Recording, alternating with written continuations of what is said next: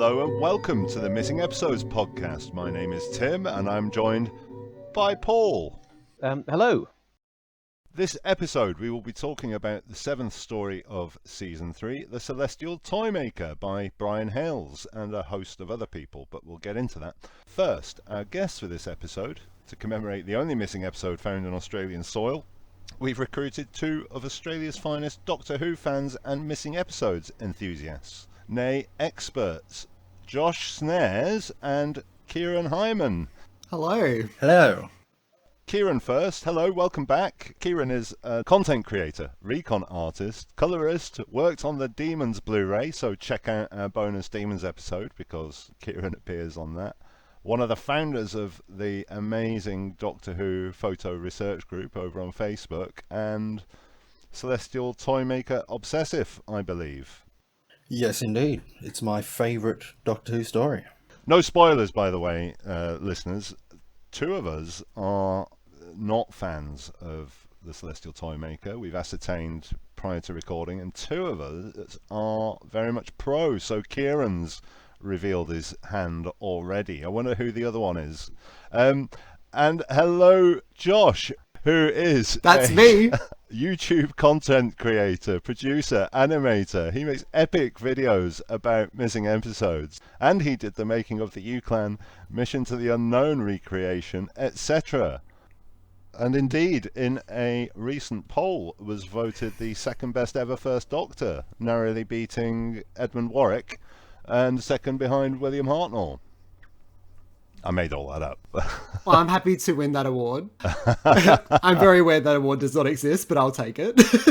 I've been checking out your videos again, Josh, and they are absolutely mind-blowingly amazing. And I see your missing episodes video has 277,000 views. That is insane.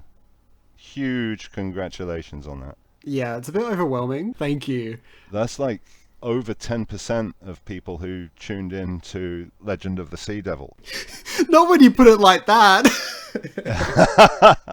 It's an amazing achievement. But yeah, welcome indeed. I also love your videos, Josh. In fact, there's a really good one on a colorization that was done a year or two ago. I wonder who's in that video. Oh gosh, yes, how remiss of me. Kieran is also part of the Doctor Who team who a couple of years ago finished their colorization of Day of Armageddon with Rich Tipple and co. No, I am really happy that there's a big interest in missing episodes, and I'm really happy that my channel has broadened that audience a bit more so that stuff like this can succeed and people are talking about it and then people are thinking about it and then there's more people working on these projects, which is so exciting, and I love what this fan base has to offer, and hopefully it's a brighter future for missing episodes to come. Yeah, indeed. And the name of the game, really, as well, ultimately, is to spread the word that these things exist. And I can tell you a little story on the importance of spreading the word, in that recently on one of the Doctor Who Facebook groups, somebody went into a camera shop in a village somewhere, and it turns out that this camera shop had a room full of old films. So I contacted a member of the RT and they went and visited. Now there wasn't anything there of interest as it happens, but through spreading the word and through our very small audience on this podcast, we've reached out to people to go to their local camera shops, and somebody is currently on their way to a camera shop to look at another room of old films that have been found. So just spreading the word and putting it out there is incredibly important, and your reach is phenomenal. There'll be 277,000 people who are nagging their relatives and grandparents and neighbours and seeing if there's bits of old films. So it's really important work. Well, hopefully there's 277,000 people who have also followed you to listen to this podcast. Just imagine. No, I think on YouTube there is a big lost media phenomenon going on at the moment. There is a real popularity for it. And I think Doctor Who, for some reason, hasn't really broken into the YouTube realm of popularity when talking about lost media. Whereas, you know, when you talk to film collectors, they're all sick to death of us Doctor Who fans. Yeah. But I feel like that YouTube audience, that the younger people who could potentially be talking to like grandparents, like you said, and going out and doing this other stuff, maybe it's a new way of reaching them. And even through podcasts and, you know, doing stuff like this is another way of doing it, because not even Doctor Who fans don't know about missing episodes. So why would just some random person down the street know about them? Sure, yeah. How did you both get into the missing episodes thing? Because you're both clearly obsessed with it, as as we are. How did you come across it, Kieran? Really, this goes back to when I first became a Doctor Who fan, because the way I got into Doctor Who was when I was 5. The ABC here in Australia did a run of repeats of the show from Man Unearthly Child onwards for the 40th anniversary.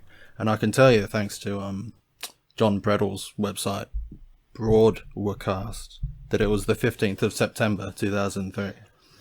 And I got into it, and I was really looking forward to seeing what was coming up, because I'd got a new book that had just come out, Doctor Who The Legend, which was published for the 40th and has a page on every story.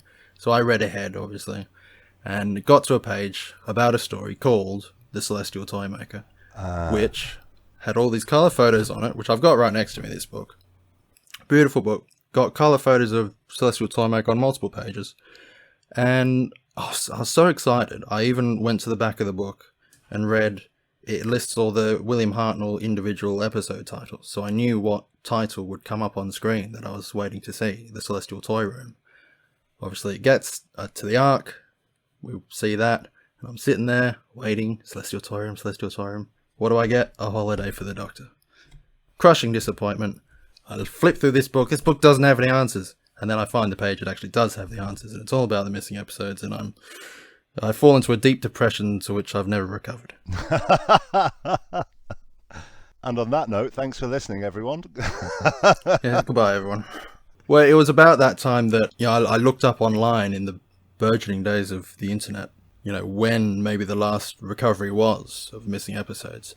And I found that it had been the week before, because by this time it was like February 2004, right? So Day of Armageddon episode 2. So I was looking forward to the next recovery the following week, and that's all right.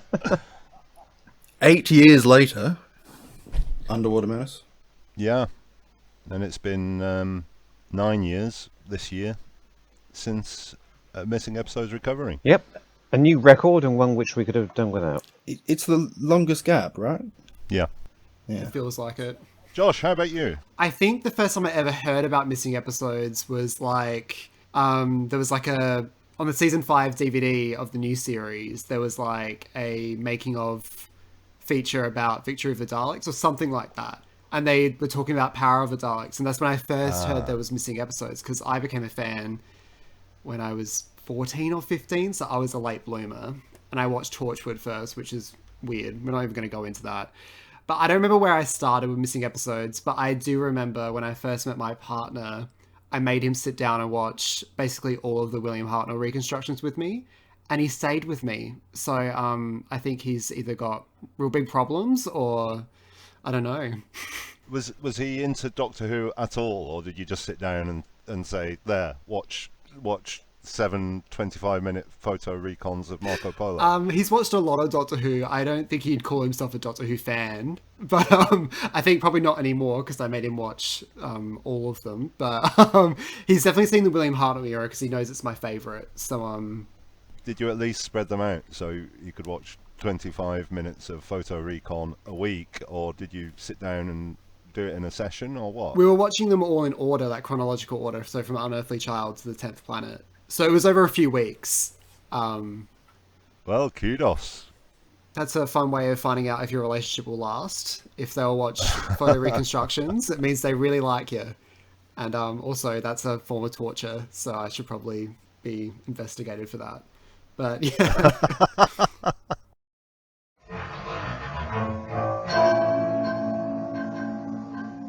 Let's talk about the Celestial Toymaker. Now, Josh, you've done a lot of analysis on why a certain project might be teed up for animation, I thought we'd start with that, because the Celestial Toymaker is 3/4 missing, but prior to the animations getting canned, it appears, it was never teed up for animation. No, I'd have thought from a point of view of few characters, simple set, and a certain reputation, that it would be a first one up for animation. What are your thoughts on that?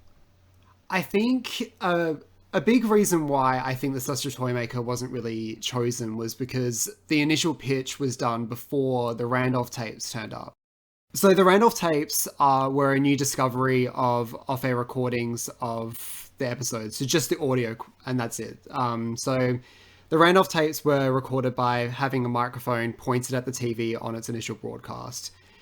They're not as good as some of the other episodes. So let's say, for example, like Power of the Daleks, that audio was recorded by Graham Strong, and they're very, very high quality because it was some technical thing where he wired it up to the TV and somehow recorded in good quality. I'm not a technical buffin, I'm not good at explaining it, but with the Randolph tapes, it's just a microphone pointed at a TV. Now, Graham Strong didn't record the Celestial... He did record the Celestial Toymaker, but then he recorded over it. Thanks for nothing.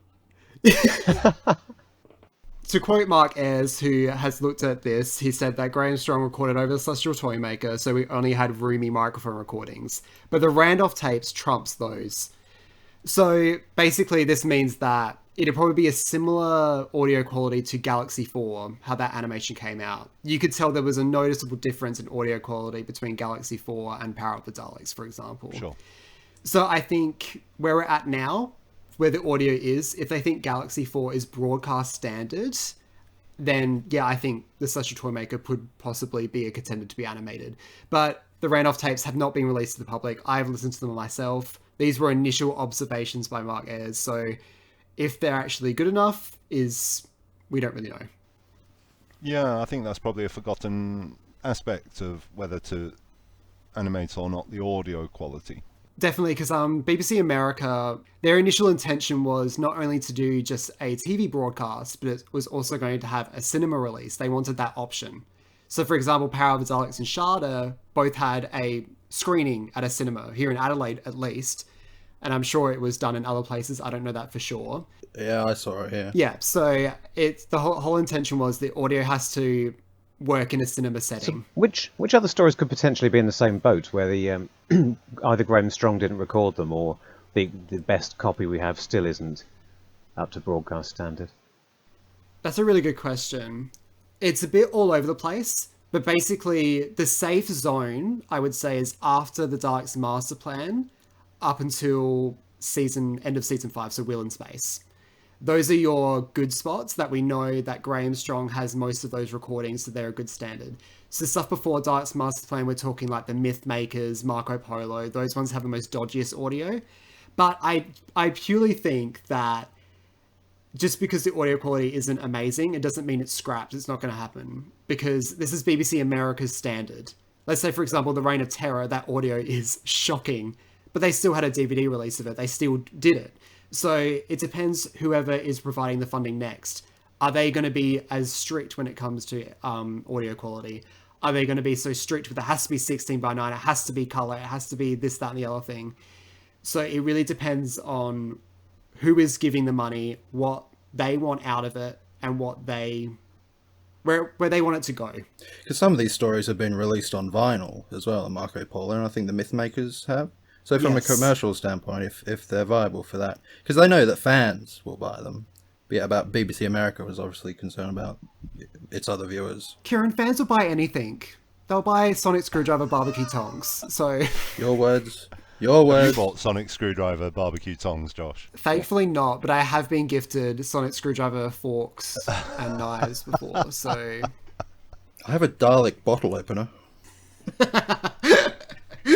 Yeah, interesting. It'll be interesting to see if and when animations come back and what guys they will take, because things are complicated, of course, by the teeing up all these Blu-ray releases. And frankly, if they're tackling season 2 soon, there's 2 episodes of The Crusade there which could have been animated, although you've spoken in the past, Josh, about the number of characters and so on that make it a difficult option to animate, but that won't have animation. So it'd be interesting to see how in the future animations come back, if they do come back, and indeed what they choose to go for.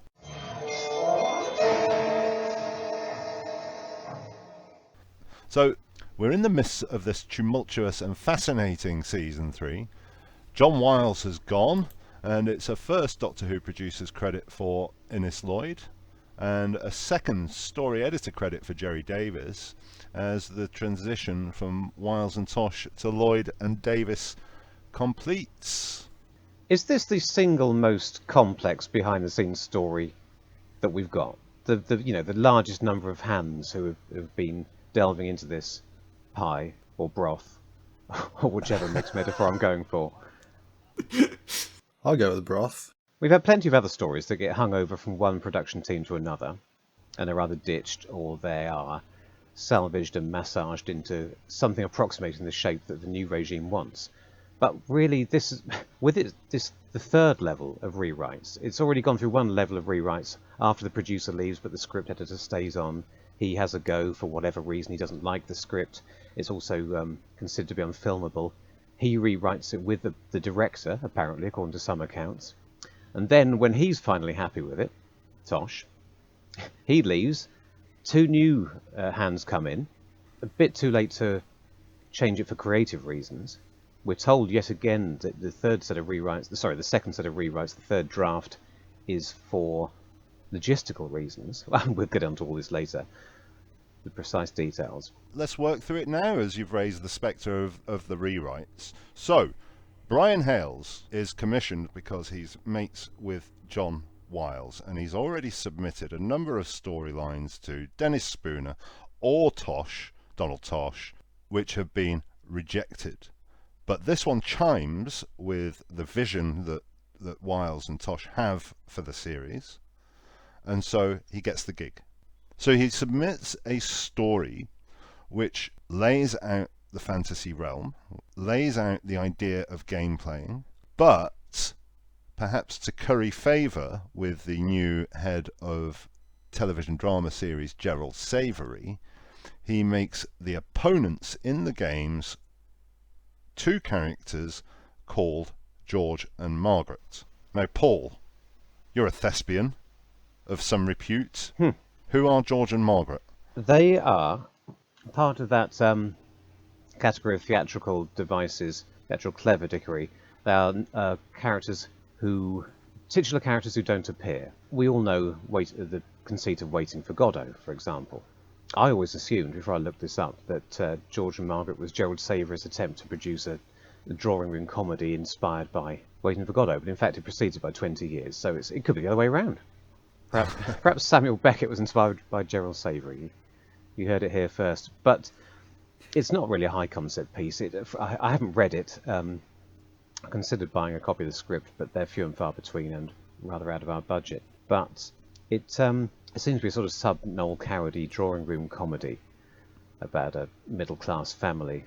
It's a day in the life of a middle-class family. They have a couple of friends called George and Margaret, who they feel compelled to invite whenever they have an afternoon tea party or a dinner, but they really don't want to because George and Margaret are a pair of dreadful bores. And so, over the course of 3 acts, the full title is George and Margaret, a 3-act comedy.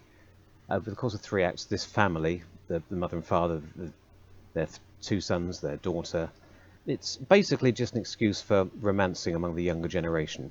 All this takes place while they are preparing and consuming 3 different meals, to none of which do they invite George and Margaret. But George and Margaret turn up at the very end, and that's when the curtain closes, just before they walk on stage. Now, what's not clear is whether the play is about George and Margaret, or if they are just a couple of names, a conceit for everyone else to be talking about them.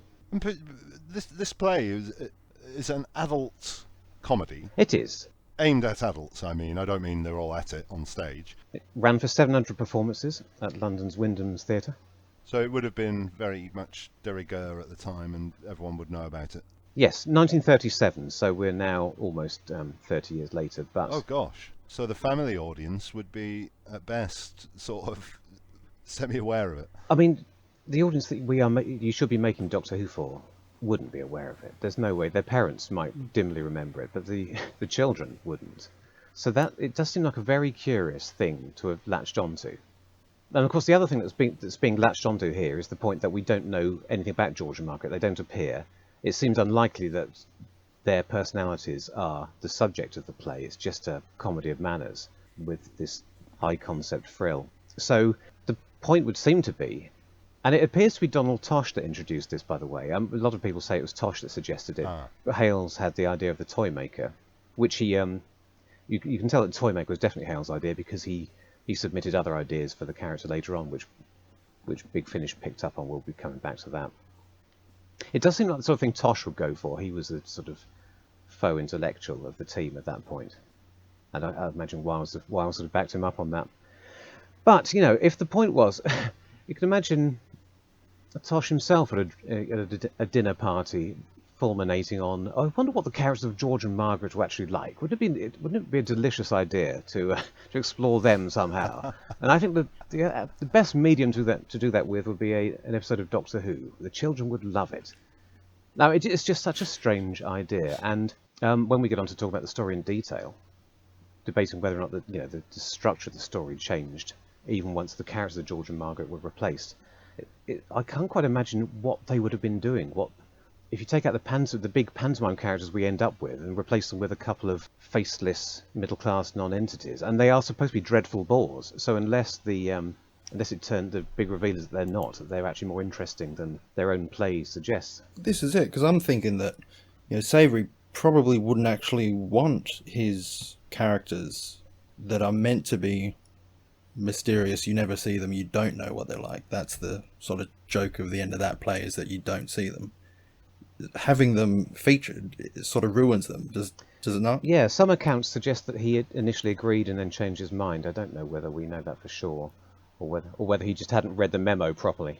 We'll get to that in a second, but I believe, according to Lord Pixley, that they were intended to start off being quite helpful and friendly and jovial, and then throughout the 4 episodes they were supposed to become more mendacious and threatening and so on. So it would be a sort of gradual increase to the threat that they pose, but it sounds completely at odds with the play. So Hales has submitted his initial story.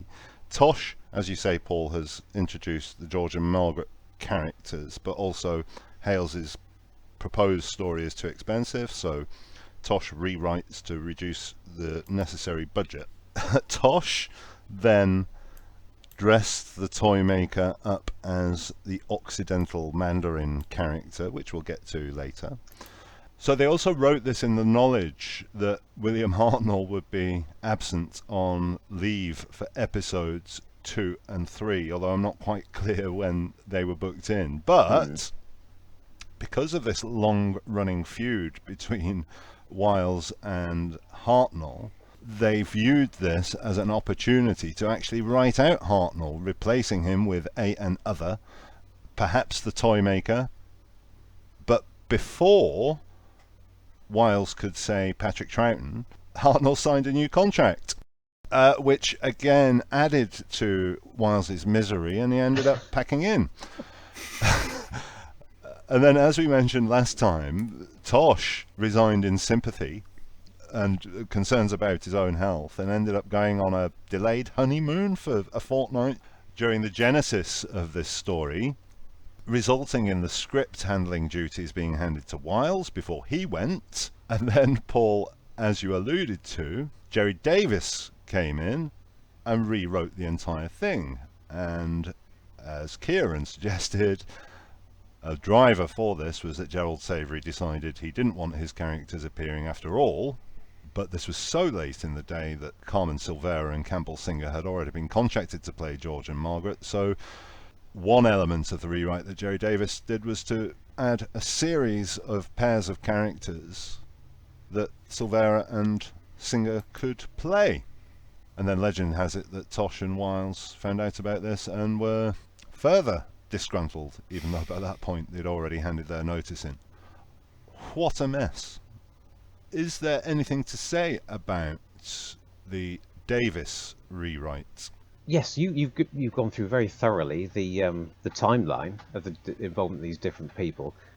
One other source I read an article by James Couray Smith, the renowned researcher, which takes a more textual approach to looking at the finished script. Is like a piece of archaeology, has echoes of all these previous versions. And one particularly interesting thing he says is that because these rewrites are done quite late on, they weren't sort of page one rewrites in the way that we would imagine a blank page rewrite.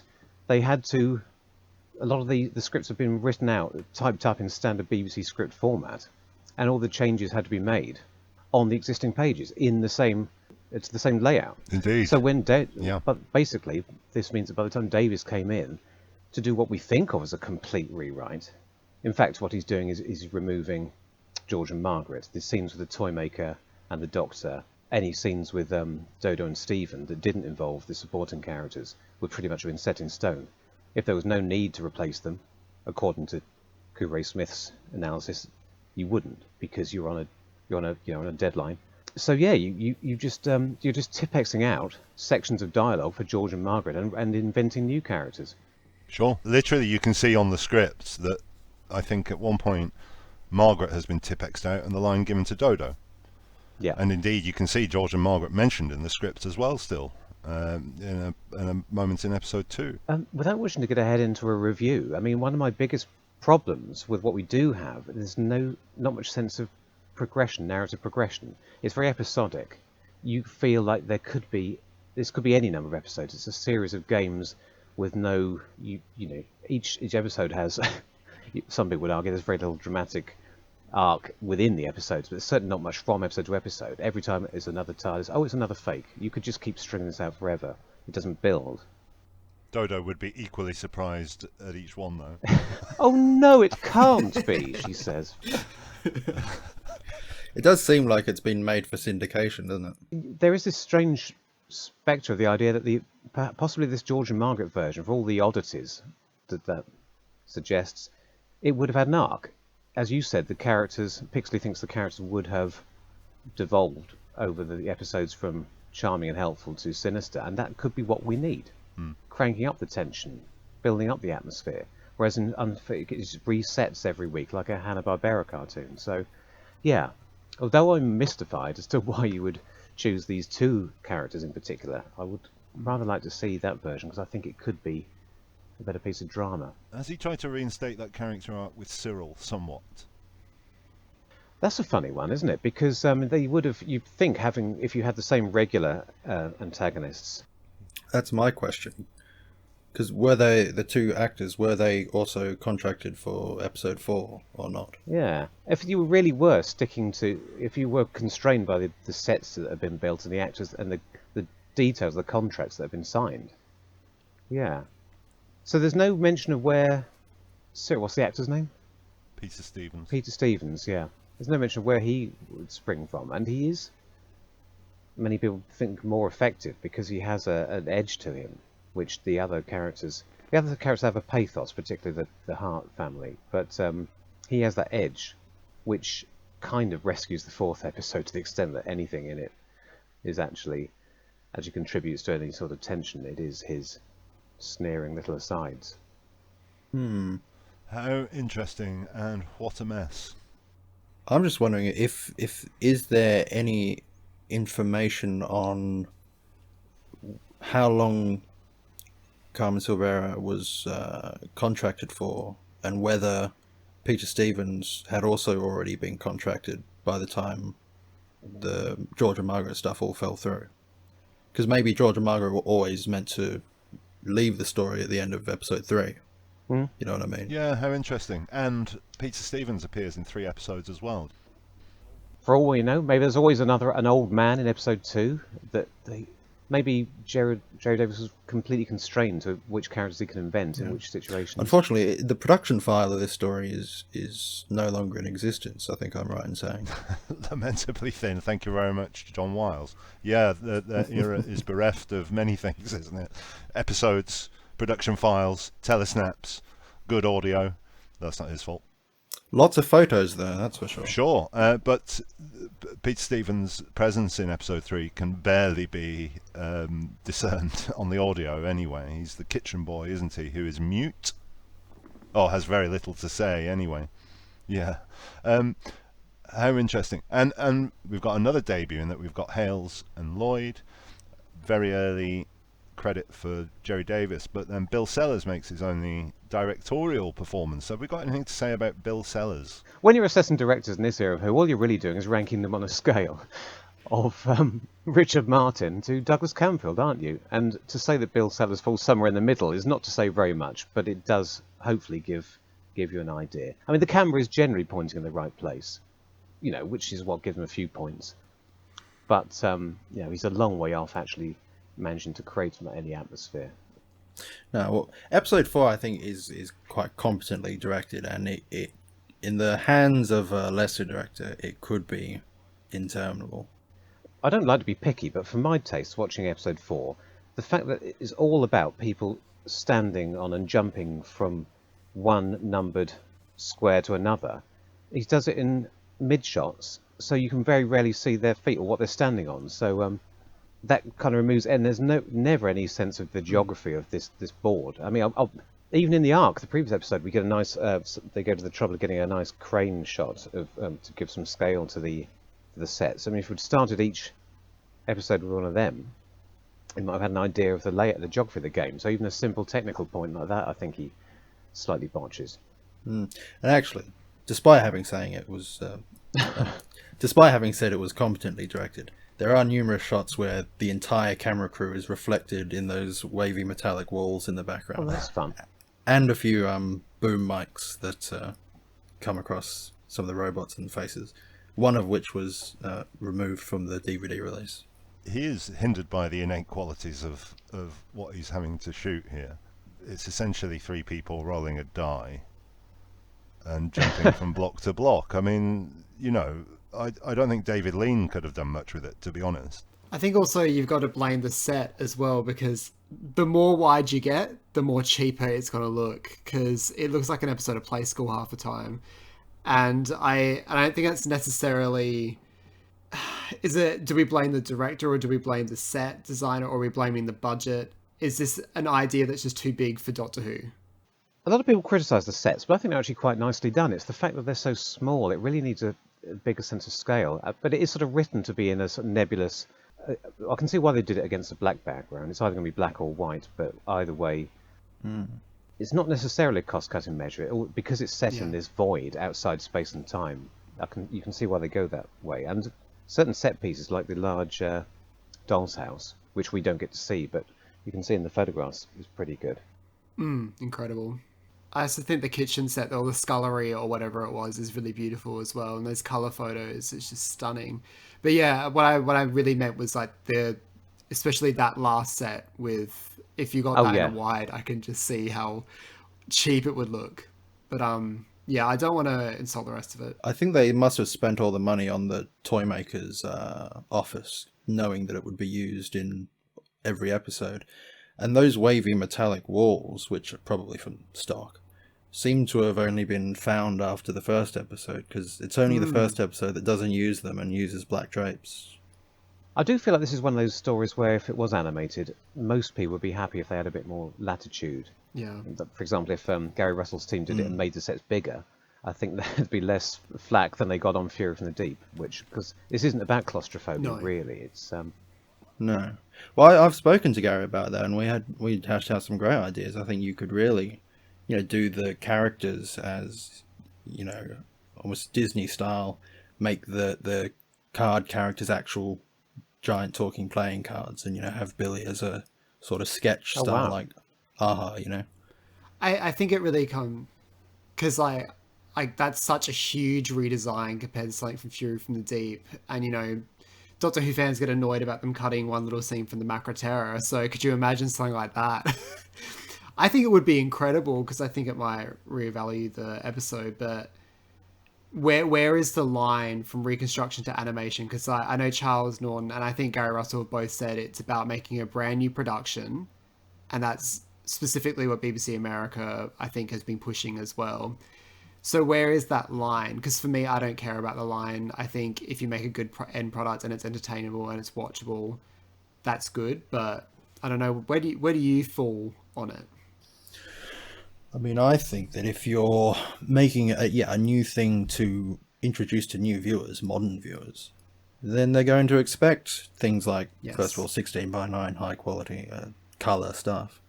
So yeah, you may as well imbue the visuals with a bigger scope that would appeal to them. And I would actually change up the soundtrack as well. Don't necessarily treat the audio as though it's, sacrosanct.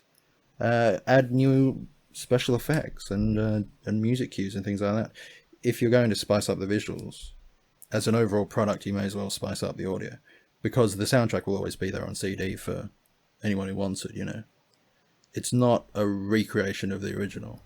Sure, but where do you stop? I mean, my passion is understanding what an original production would have looked and sounded like. I don't really mind what the animation looks like, as long as it fuels my brain to be able to imagine what it actually would have looked like, and therefore the BBC America animations aren't really my bag. I think there have been instances where the feel of the original production has been lost, like in the Macra Terror. They put it on a massive, vast soundstage, and we actually know that it would have been quite claustrophobic and contained. So my motivation is always to try and imagine what the original would have looked like.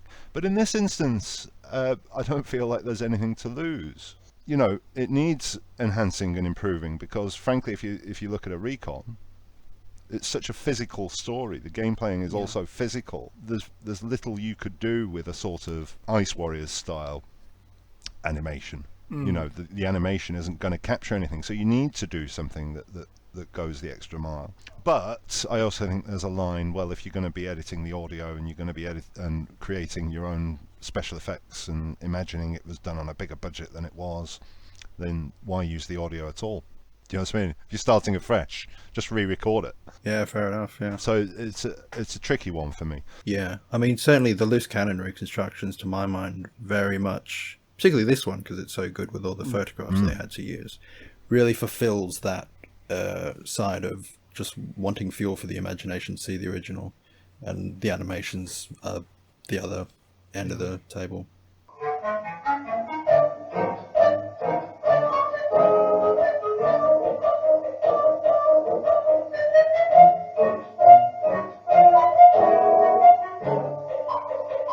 So let's have a look at some of the themes that are going on here. Let's get the elephant in the room out of the way.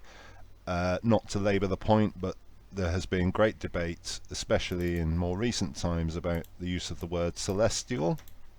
Is there cause for offence there? Is it a racist slur? I personally think a bunch of white people saying what is and isn't racist is never a great way to go. I think if people find offence to it, then that should be a word we don't use. I've never heard the term be used outside of this episode being called it. But I think there is a genuine slur in the Celestial Toymaker, which would, I think, if there was an animation, I think that would be edited out. And I know Mark Ayres has gone to say that he would push to edit it out because he thinks that. I actually have written down what he wrote. He said, it would be easy to substitute and make absolutely no difference to the story, other than it would no longer contain a racist term. And I think that sums it up pretty simply, as someone who would work on that. Yeah, if anyone listening isn't aware, I would be surprised if there isn't, because it gets brought up on Gallifrey Base about twice a day. There is a children's nursery rhyme used in the selection of a chair by the King of Hearts. It's the rhyme Eeny Meeny. A bad word is used, and the long and short of it is it'll never be heard again on a BBC release. But the more nuanced debate or discussion has been around the term celestial. I do have something more to say on the slur that would be removed. Only to say that having been looking at the camera scripts today, if it's of any interest, it's not in this camera script. It mentions there's a stage direction that says the King of Hearts is selecting his chair and says he eeny meeny miny moes at the chairs and goes to select one. So how exactly it was worked out on set, we don't know. Lost to time. We need to excoriate the memory of the late Campbell Singer. Well, unfortunately, he was probably just repeating the iteration of the nursery rhyme that he knew, which... I mean, I wasn't alive at the time, but I imagine it was in the 60s into the 70s that it was evolving from the original into various euphemistic versions that allowed people in my generation to carry on saying it, but replacing it with cuddly animals. So, but of course, he would have been the generation who... some people think that this story is an expose of the British Empire. So perhaps Campbell Singer was trying to make his character look more authentically... racist as befits such a satire. Jim Smith, I don't know if you read his essay, but he turns it into he says that, well, Queen Victoria's in it. The Occidental Mandarin character is a typical sort of Victorian British character. We'll talk about this later. And basically it's an expose of the evils of empire and British colonialism, and I just think it's a bridge too far. Yeah, I mean, you can read that into it, but we know that the script went through so many hands that anything like that would have been lost. So they arrived at the name the Celestial Toymaker, intending celestial to be of the stars, and it appears that Donald Tosh thought, well, let's have a double meaning here, and they dressed him up in the Chinese Mandarin's costume. It's difficult to say really how deliberate it was, in the sense that Tosh has, been on records talking about the way that the word celestial was added to the script at some later point. It wasn't in it originally. It was just the Toymaker and the toy room. And you can see the evidence of that in that the word celestial only appears in the dialogue of the story a total of twice, which is both in episode 1, when Hartnell says, we are now in the domain of the Celestial Toymaker, and a bit later Dodo says, who is the Celestial Toymaker? And the costume is from stock. It's not a costume specifically designed for the character. I don't know how it was described to the costume department, what they were looking for, but it's the same gown that Mark Eden wears in Marco Polo towards the end of that story as Marco Polo. Brilliant. Yeah. Mark Eden is another Occidental Mandarin. Although he didn't wear the collar section of the costume or the hat. Well, quite, but he's a genuine Mandarin, isn't he? He's a genuine appointee of the Cathay Court. Yeah, they're two very different uses. Sure, you can imagine. I can imagine this character popping up in a Sherlock Holmes story. A sort of former military type, perhaps, who spent some time in, I don't know, the Boxer Rebellion, and then came back and wanted to hang on to the vestiges of his time in China. Yeah, it's certainly not designed to be, a Chinese character. And yeah, for anyone out there who thinks there might be more to this than that, Michael Gough is not in any way doing a funny Chinese voice. He just sounds like Michael Gough. He's not in makeup, and if they wanted to put him in that sort of makeup, they would have done, because they were still perfectly happy to do that 11 years later in the towns of Wengchiang, so there was nothing stopping them. I think Tosh has actually said in interviews later in his life that they deliberately didn't go down too far down that road. I think they were trying to evoke something of that sort of mastermind character, but they didn't go too down far that road, because they had just done so with Mavic Chen the month before. Celestial is in lowercase in the script. Kieran pointed this out when we were prepping the podcast, so that would imply it is very much the of the stars usage, I think. Would a derogatory term be capitalized when it's describing a nationality? I don't know. Who knows? All it says that it's not his name, that's all. Yeah, it also appears in the title for episode 1, which is the Celestial Toy Room, which is the room in which the Blindsman's buff stuff happens. Absolutely. So that, I think, is the clinching argument, isn't it? Because the Celestial Toy Room itself is by no means, a nod to, it's not a way station at Lop, is it? It's a Victorian nursery. No, it's very hard to really make a definitive call at this distance. But the word celestial comes up at other points in Doctor Who, and it comes up a lot in science fiction, talking about aliens. Things like, I was watching Sabrina the other month, and they have their race of beings called the Celestials, for example. It's a great word in its own right, I think. Yeah, and they're not two completely separate uses. The primary meaning is of or pertaining to the stars, isn't it? And that's where the secondary meaning, which appears to have been more common in America, and certainly as a racial slur, it was only ever, I believe, in Americanism rather than Britishism. Yeah, to mean something of the other. Yeah, which is no doubt where the slur comes from. Okay, well, let's look at the broader themes here, and I think the broader themes is why this story has such appeal. So it's about a subversion of comforting children's games, isn't it, and the subversion of nostalgia, maybe. Yes, I suppose it's doing a Moffat there several decades earlier, but rather more literally. And also, it's like that's the starting point. It's like it's saying this is what we're going to do. We're going to set out and make children's games creepy because we all know they are a bit. They've all got that potential, especially Victorian-style children's toys. You expect to see one of those little monkeys with a pair of cymbals. Sorry, do you know the type I mean? Oh, those little wind-up monkeys that sit there doing that. That's the most freaky Victorian toy I can think of. And yet it doesn't really, does it? It doesn't get much beyond. All clowns are a bit scary, aren't they? But it sort of leaves that idea hanging. We may never know what Hales would have done with the idea of the scary toys and games, because we don't know for sure what's him and what's Jerry Davis. The playing cards come straight out of Alice in Wonderland. The Sergeant Rugg and Mrs. Wiggs come apparently from an old pantomime sketch.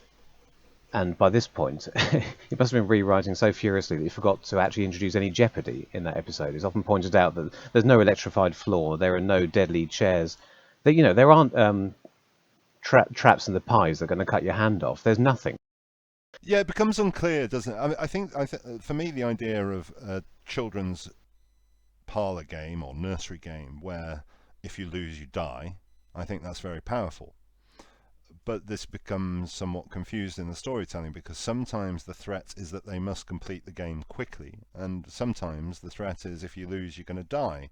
So the idea is really powerful, but it's diluted by meaning something slightly different every time they play, for me. Yeah. I think this must be a result of the many hands make shite work aspect of the story. The thing that comes across strongest for me is the fact that if you lose, you become one of the Toymaker's playthings. That still comes through reasonably strongly. You have to squint a bit and use your imagination. And again, it's part of why I think episode 2 is the best, because the humanity that Dodo detects in the King and Queen of Hearts, as I said, there's more pathos there than anything actually unnerving in the finished version. But it's a nice idea, and I think it. Again, are we going to come on to the Hales' other use of the Toymaker in Big Finish? But there's one later on. But I think that is an element that comes through in the other story that he completed on his own without any interference. So it's clearly something that he brought in that did just about remain in the finished product. How does everyone feel about it being a fantasy realm? People always talk about it being a fantasy realm. Is that conveyed? Is there a strong element of fantasy here? Do we feel like there's something of the unreal about it, or the intangible? Like, the Mind Robber feels more like a fantasy than this does, but it also feels like, I don't feel like they've landed in the Celestial Toymaker's ship or on a planet somewhere. It's in the weird, not quite fantasy enough, but also not so generic. Does that make sense? What it feels a bit like that episode of The Chase where they land in that haunted house. I feel like at the end you could just zoom out and it's this crazy guy's place, It doesn't necessarily have to be some weird world. That's true, because they bottled it in The Chase, didn't they? They wanted it to be a fantasy realm, another dimension, and then for some reason, change of production team, they bottled it and decided to announce they were just robots.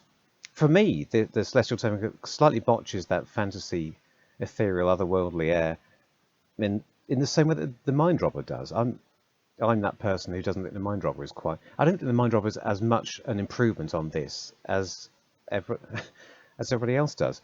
The Mind Dropper is supposed to be a dream world, another dimension, but it's run by a computer, you know, and that's always slightly bothered me. Why bring it back down to earth again with something mechanical? The same is true here. There are lots of machines around, and there's a rather peculiar bit where the Doctor... It takes him a little while to work out where they are, but later on, he seems to recognise not just specific games that Toymaker's playing, but he tries to tell him which chair it is, as if he's played that game and the Toymaker hasn't even changed the numbers around, which seems a bit unlikely.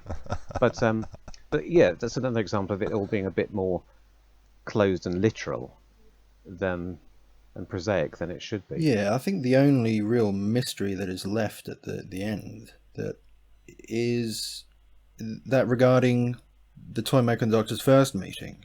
Because the Toymaker is the first villain in Doctor who has had a history with the Doctor that was not seen on screen. He's the first one to say, we've met before.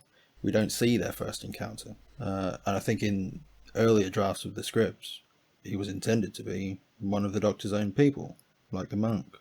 But that's all ironed out.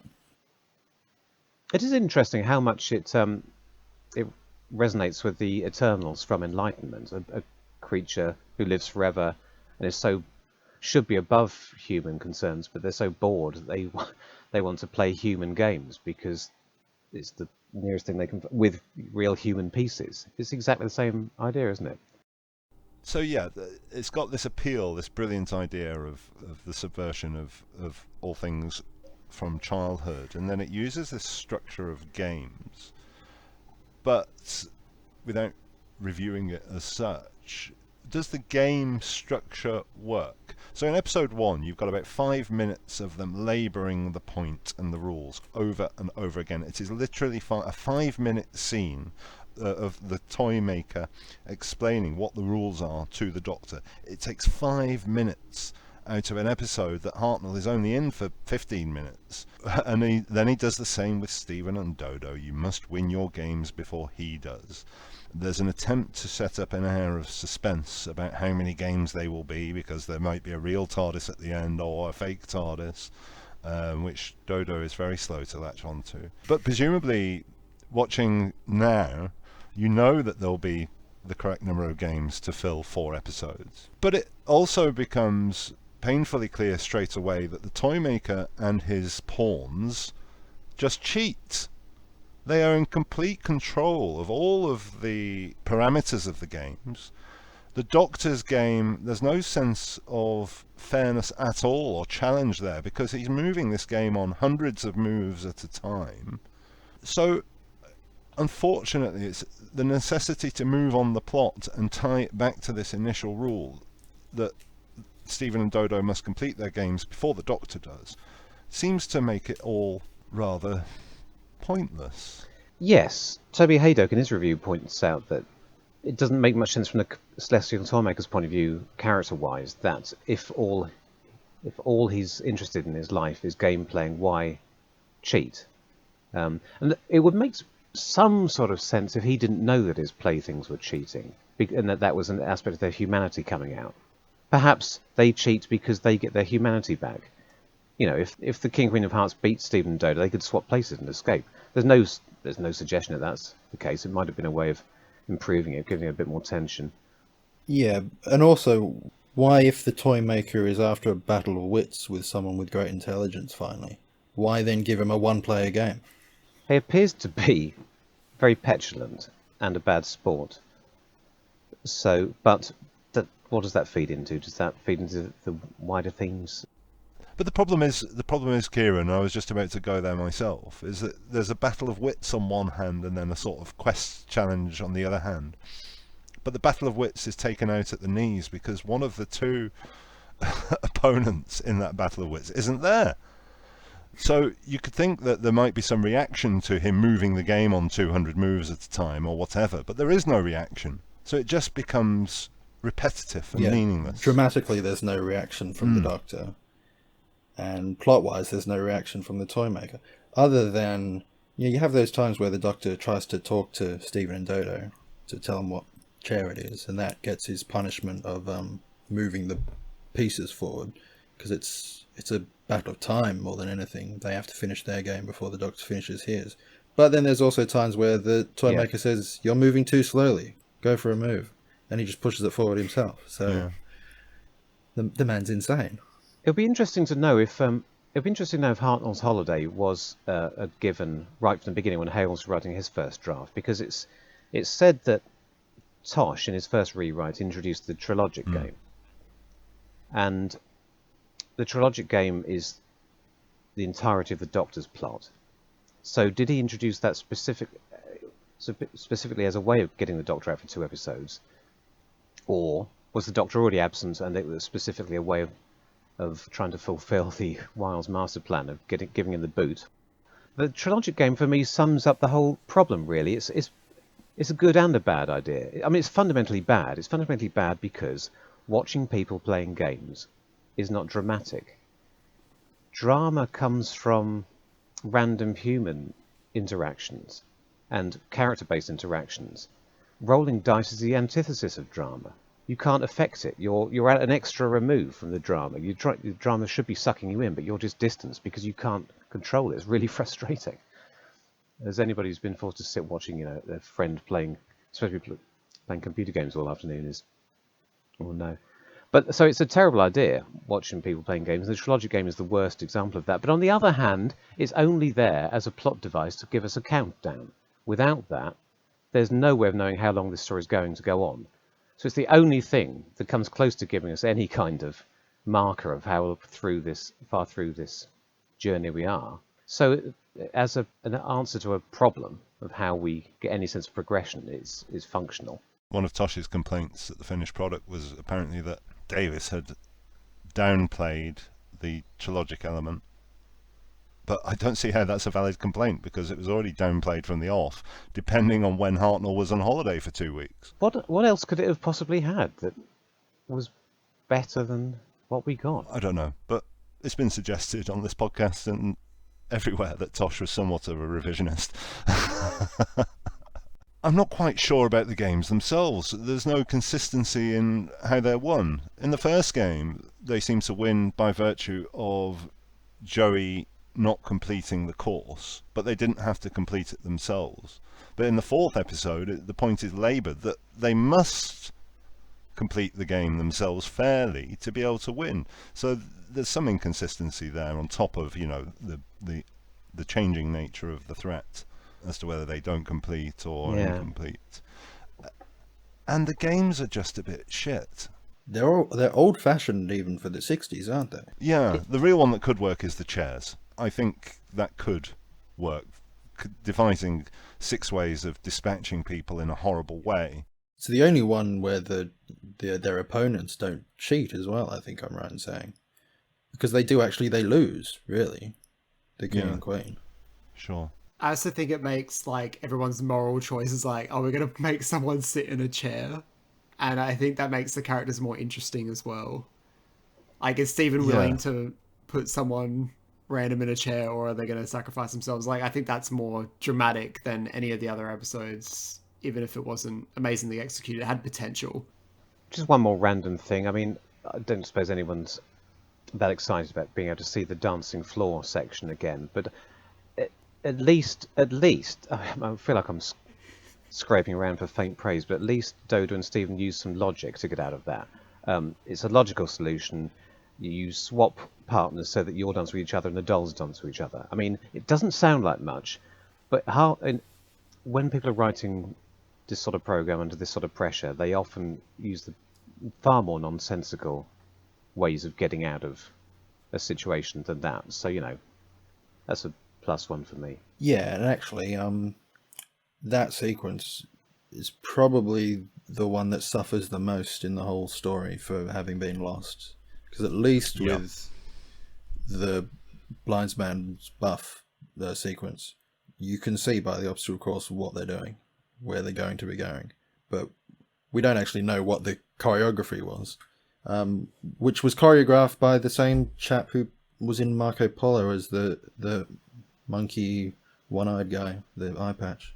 Lemko. That's the chap. And again in the Crusade, part 4, I think, is Yes, it? indeed, I think, yeah. Every one of his contributions to the programme has been lost.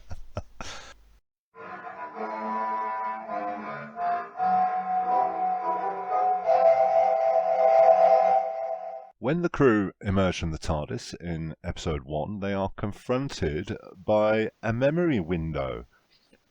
This is in the belly of a Teletubby robot, and Stephen and Dodo are confronted by images from their pasts, haunting images.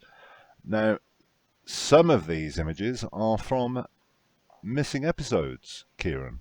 What exactly did we see? Yeah, so in episode 1, on the screen, we see footage from Stephen's perspective of him holding the time destructor and of him in Paris. So that'll be footage from Dalek's Master Plan episode 12 and an episode of The Massacre. Thought to be the Sea Beggar, I think. Is it thought to be the Sea Beggar? I think so, yeah. Excellent. The other thing I'm not sure on is if we see it sort of full screen or if it's purely just seen on the robot's chest. Because it says in the camera scope, telecine sequence fed to screen on the robot. Whether that also indicates a cut to or not, I'm not sure. Does it say how long? No. But the sequence, when you watch it as broadcast, as recorded, is not even 20 seconds. No, it's very fleeting, isn't it? And in episode 4, we see the Toymaker talking to the TARDIS crew via one of the Teletubby screens, and it's in a sort of medium shot, and it's very small in the screen, and then they do the excellent reveal where the Toymaker's actually stood next to them. Standing there. Yeah. That, though, is a live feed from a studio camera being fed to the TV. This is a telecine film clip being played in. There's also reference in the script. I was just going to say, at worst, that's what we're going to get, isn't it? If it turns up, is this very small picture and a fleeting handful of frames from each story. Yeah, I mean, what it says in the camera script, Stephen's gone to one of the walls. As he reaches it, the light force which it had before begins to pulsate. He stops and gazes at it. We see it from his point of view as a picture begins to form. Telecine sequence, fed to screen on robot. He, parenthesis we, sees himself with the time destructor. So I'm not sure if they're trying to make a point specifically there of us seeing it from his perspective. So he's not in shot when we see it. So whether that means a full screen cut to of the telecine or not, I'm not sure. But the next shot is medium close up of Stephen. Hey, look, that's me. Close up screen on robot. Dodo, what is it? What is? So I think at that point we see a close up of the screen, showing at that point it would be master plan footage. Stephen there on that screen. Cut to again, telecine sequence B continued. It changes to a sequence of him in Paris.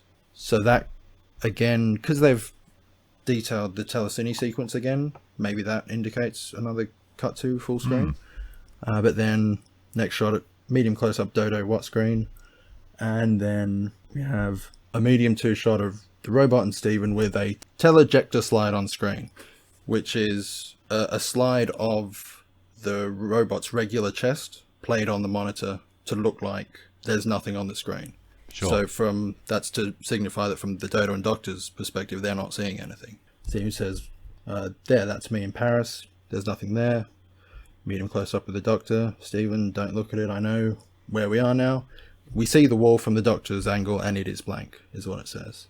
Then, curiously, we have a 3 shot, and Stephen says it's changed again. There I am in the arc, and that's not in the finished product. He doesn't mention the arc, but he still says it's changed again, which indicates that it's a bit of an error. That I think because he says it's changed again when evidently it's only changed. It hasn't changed yet.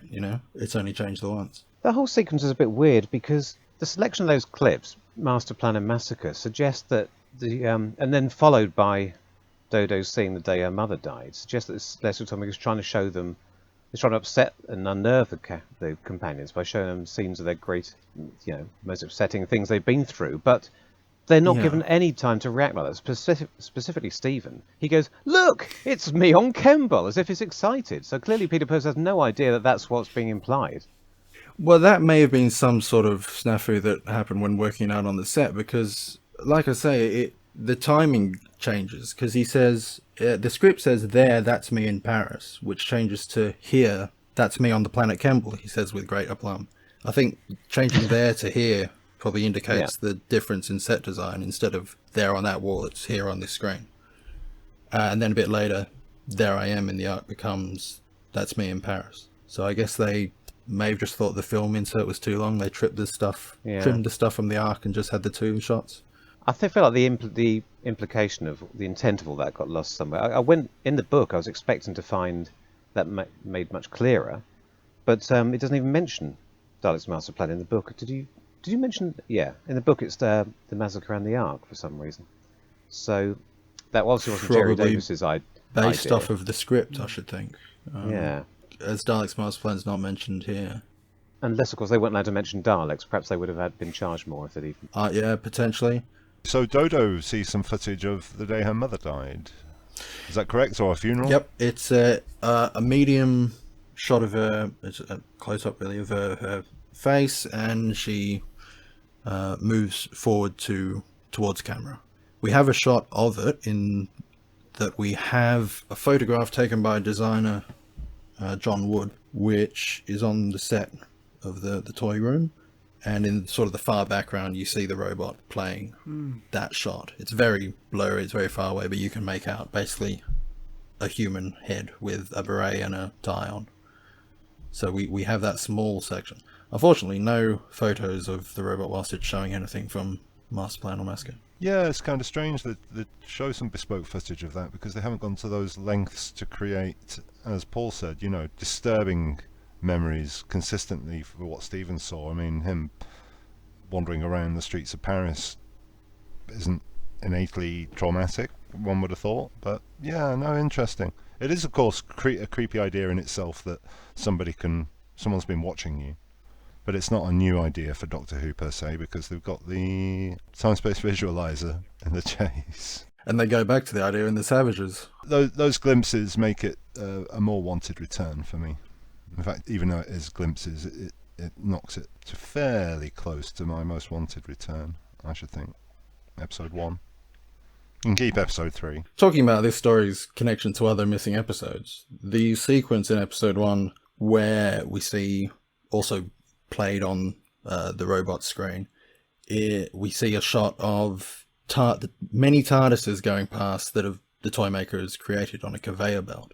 That is a model shot that is made using a photograph taken on set of Marco Polo episode 1 of it on the snowy landscape, which was taken originally to be used later in Marco Polo as a photo blow-up, where Ian confronts Dagana. It's seen in the background. That photo was obviously on file, and they used it, printed out multiple copies, and that's what we see going past. That photo, the original print, still survives in private hands, so we can see what that would have looked like to a certain extent. Fantastic. How interesting.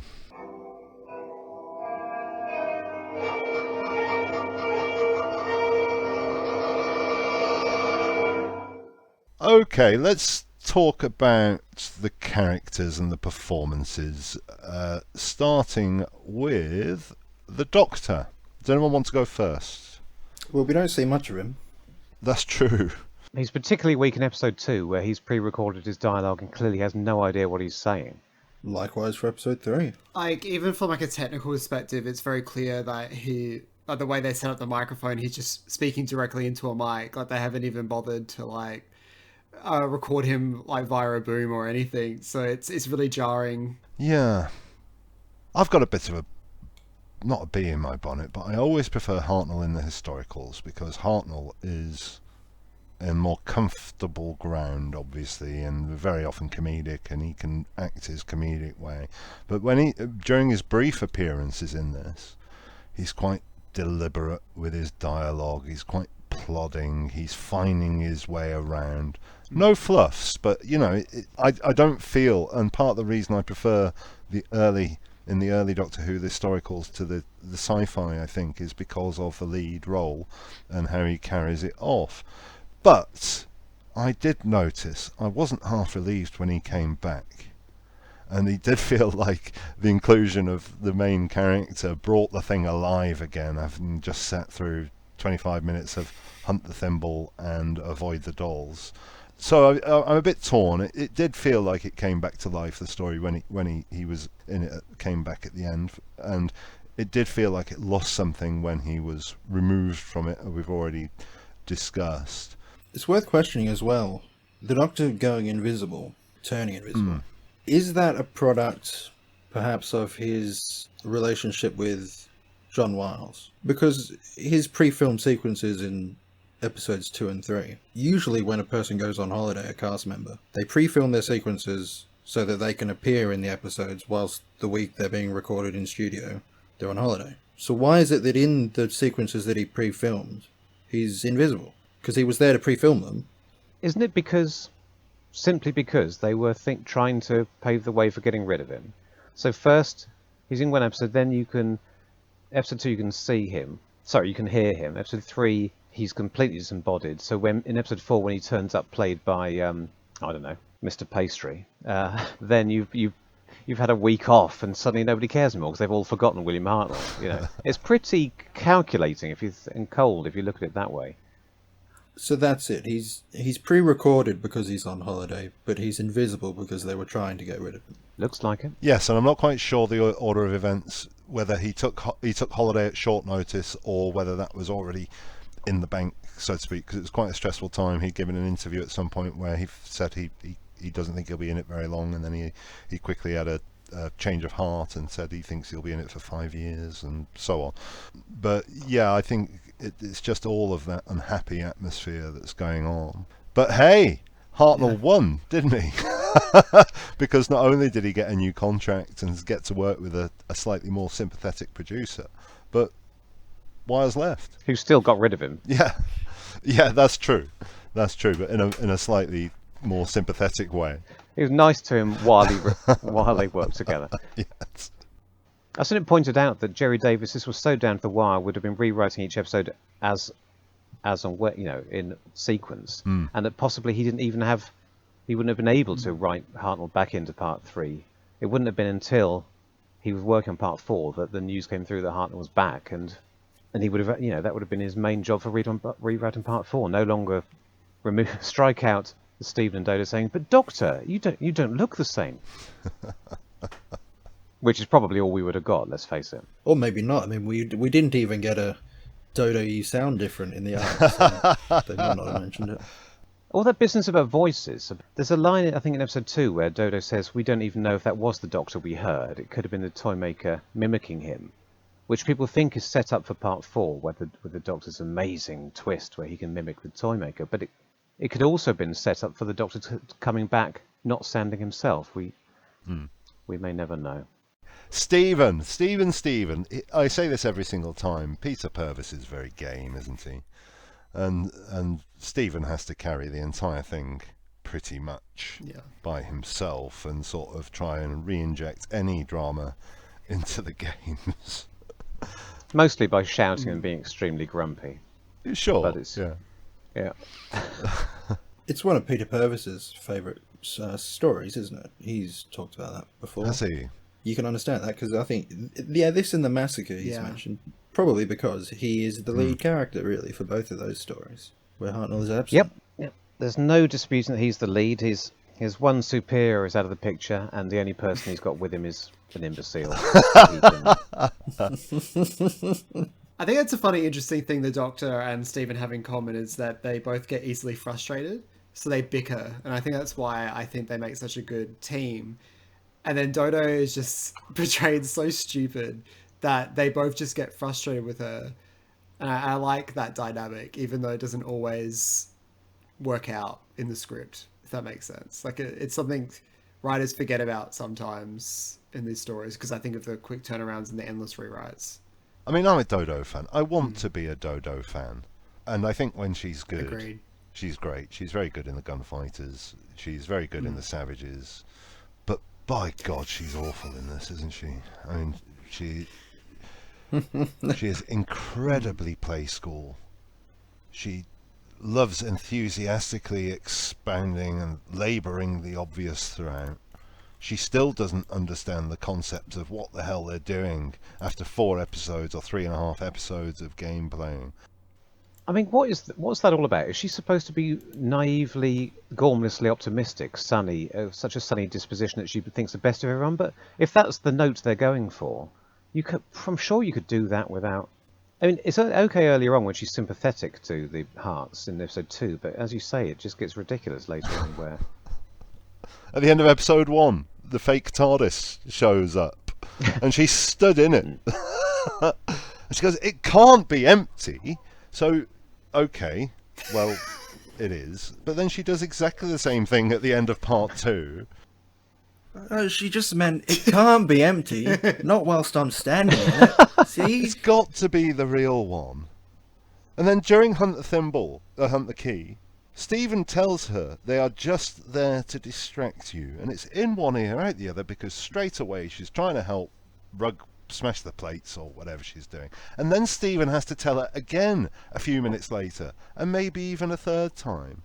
And what the hell is she doing with the chair? Why does she sit in a chair? There's a line that stood out to me that she said, where she said like something on the lines of like the toys have a secret life of their own. Like she genuinely believes like, yes, I think she's aware that they're toys and they're being brought to life, but I think she also believes that these toys still have personalities of their own as well. So she knows they're not human and stuff, and she knows they're being the Toymaker's possession, but I think to an extent she thinks there is some sort of humanity in them. And when they get shrunk back to doll size and that, she thinks the personalities are still in there. But I think she is written younger. Yeah. By 20 years. Yeah, by about 20 years. I like her dress, though. And I like Stephen's costume as well. I think it suggests this is Ines Lloyd's influence. Suddenly she's dressed in a short skirt. It's both a bit sexier and a bit more hip with the is it a Bob Dylan cap? So, which is presaging what he'll try again more successfully with Ben and Polly. Yeah, I think it is the first instance in Doc 2 of the miniskirt. So this is when the 60s comes about. By the way, listeners, Kieran is wearing a Peter Purvis stripy sweater. The Toymaker, Michael Gough. So you're a big Avengers fan. He's already made a big impact in the Avengers at this point, hasn't he, as the creator of the Cybernauts? Yeah. Am I wrong in not being really impressed by Michael Gough in this? I'll tell you what. No? In episode 4, you benefit from being able to see his expression, his face, but I feel perhaps unfairly that he's rather phoning it in. He's just playing Michael Gough. Yes, you can see in his other work that he's much better than he necessarily shows in this, because there's not so much to work with. In fact, for a story about the Celestial Toymaker, called the Celestial Toymaker, he doesn't actually appear that much, or have a lot to actively participate in. He should step up the plate and be the main villain in the last episode. If we're going to get rid of George and Margaret and replace them with somebody else, it should be the Toymaker, not Cyril, but there you go. Yeah, it's tough, because as Kieran said, he's not given a lot to work with. But yeah, I've seen Michael Gough in all sorts of things, and this is about the least animated that he is. So yeah, it's a shame. It feels like a lost opportunity. But having said that, he is playing against himself for over half of it, pretty much. And when we do get to see him in episode 4, the visuals add to his performance. So yeah, it's a bit intangible, so to speak. To try and find something positive to say, he's a good professional actor, so he's even phoning it in. He's never less than spot on with his delivery, and because he's a good professional actor, he doesn't overplay it. So, there's nothing to it, but it's in there. I mean, he's not much better in Arc of Infinity, so he's obviously not very good Time Lords or Eternals. He has the voice you think that a supernatural figure of godlike power would have, but trouble is no one ever gives them personality.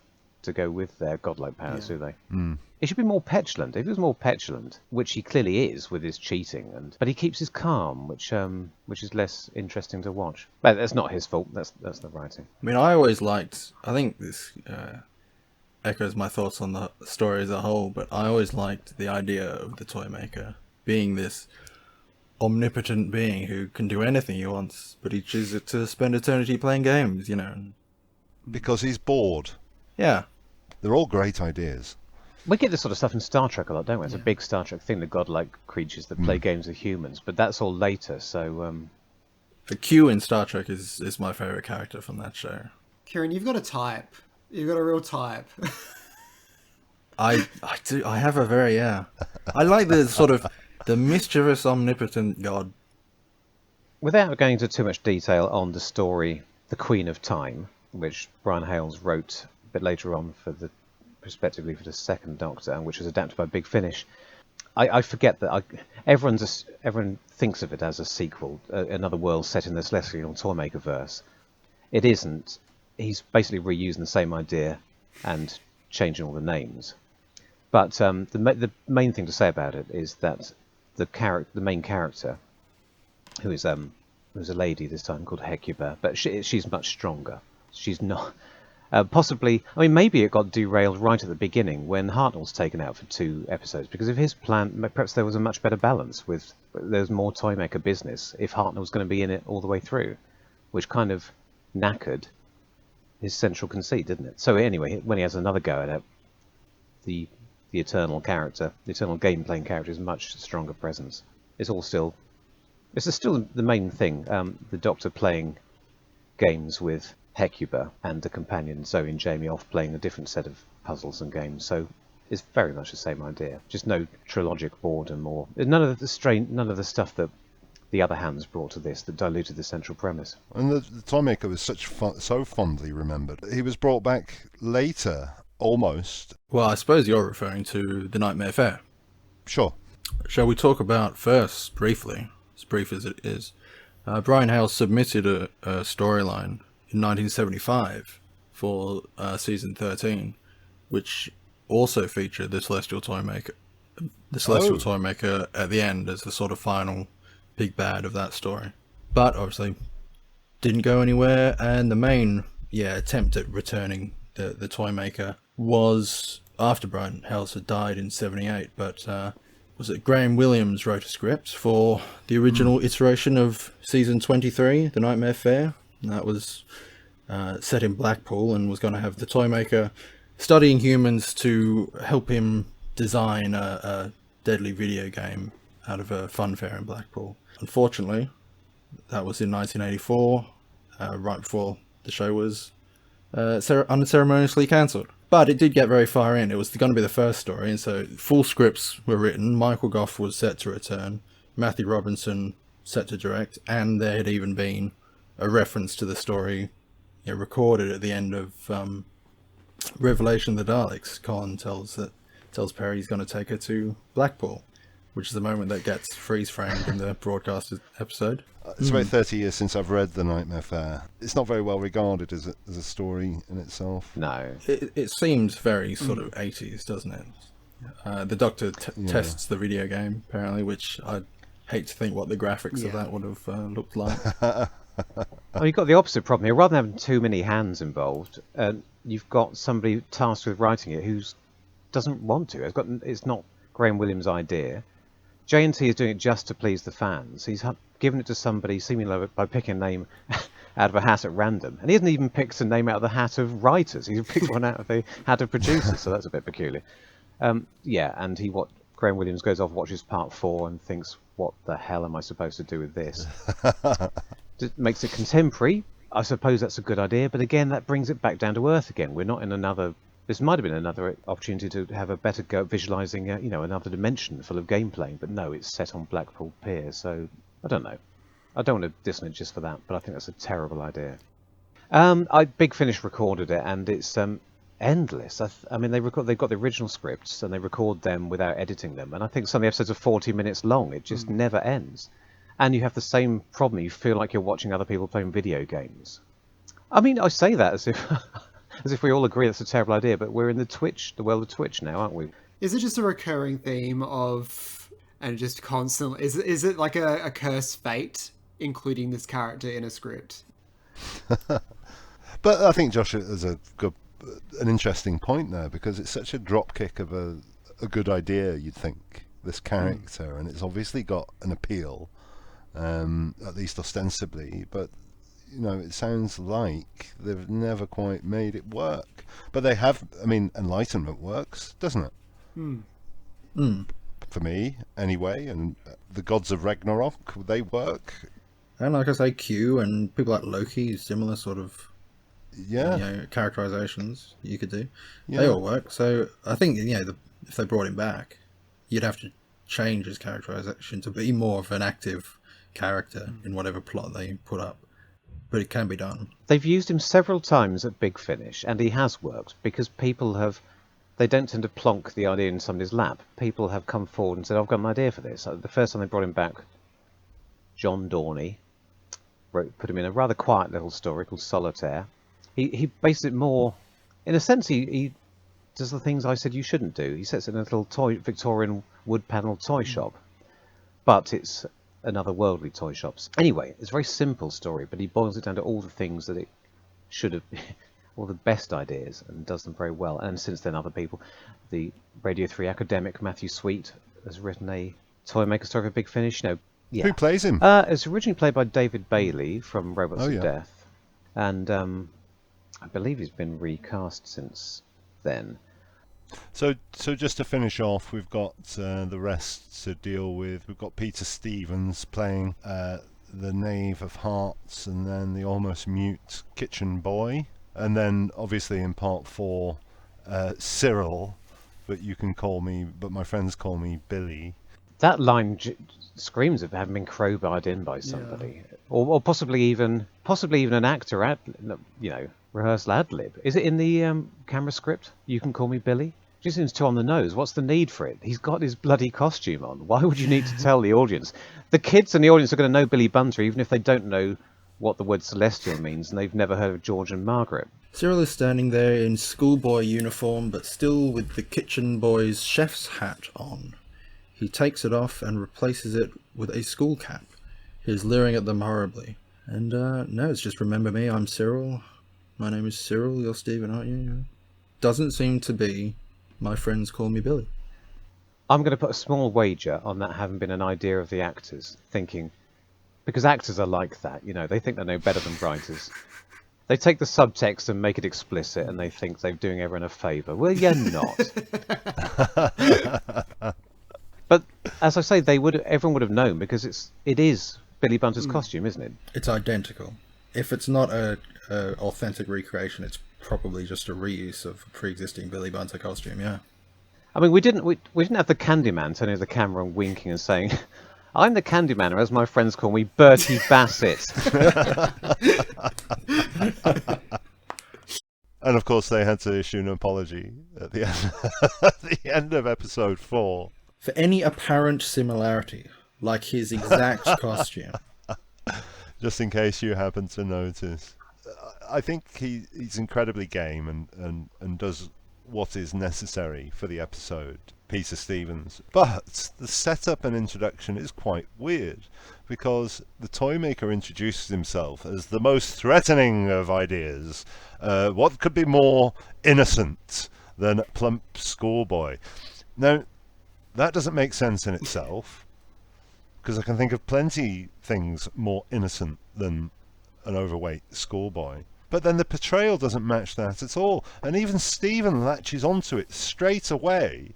It points out that he's not as young as he's pretending to be. And then he doesn't play it innocent at all. He's trying to, get one over from them from the off. The only person who falls for this bag of contradictions is, surprise, surprise, Dodo. who somehow realizes halfway through, after hours of game playing, that I think I might enjoy this game. It's a bit of a mess, but the portrayal is, I'd say, good. Am I wrong? Is it a crowning masterpiece at the end of the story to bring in this Billy Bunter character, or have I misunderstood? I'm quite open to being wrong. I just don't get it, really. He's probably the most openly sinister villain of the 4 stories, 4 episodes, which may come from that original idea of George and Margaret getting more and more sinister as the story goes on, potentially.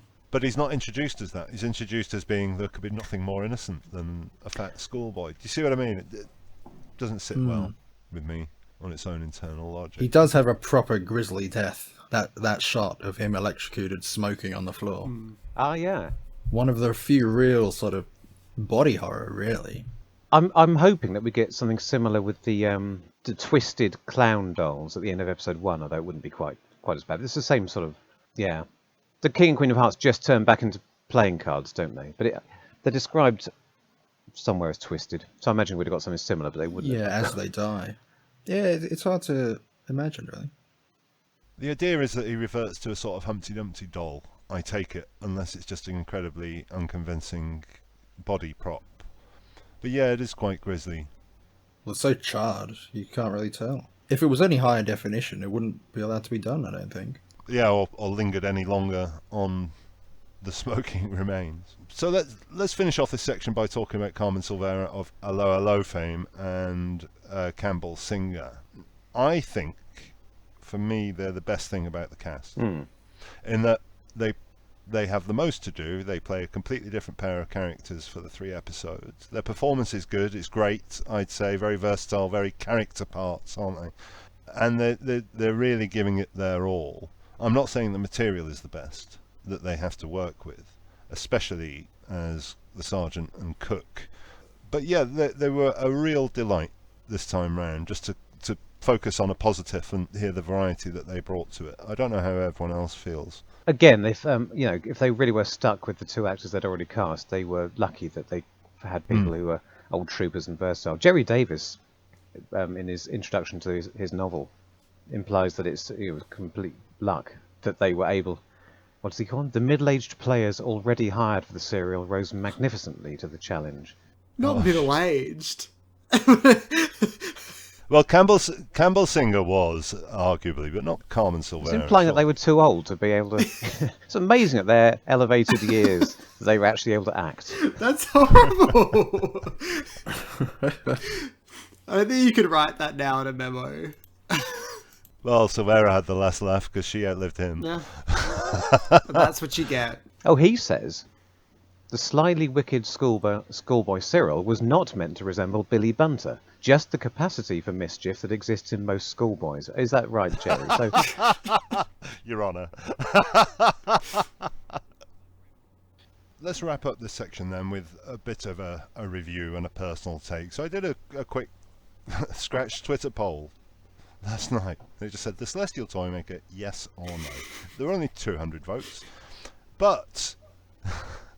yes, got 2/3 of the vote, and no, got a third. I do like this question because it could mean anything. Does it exist?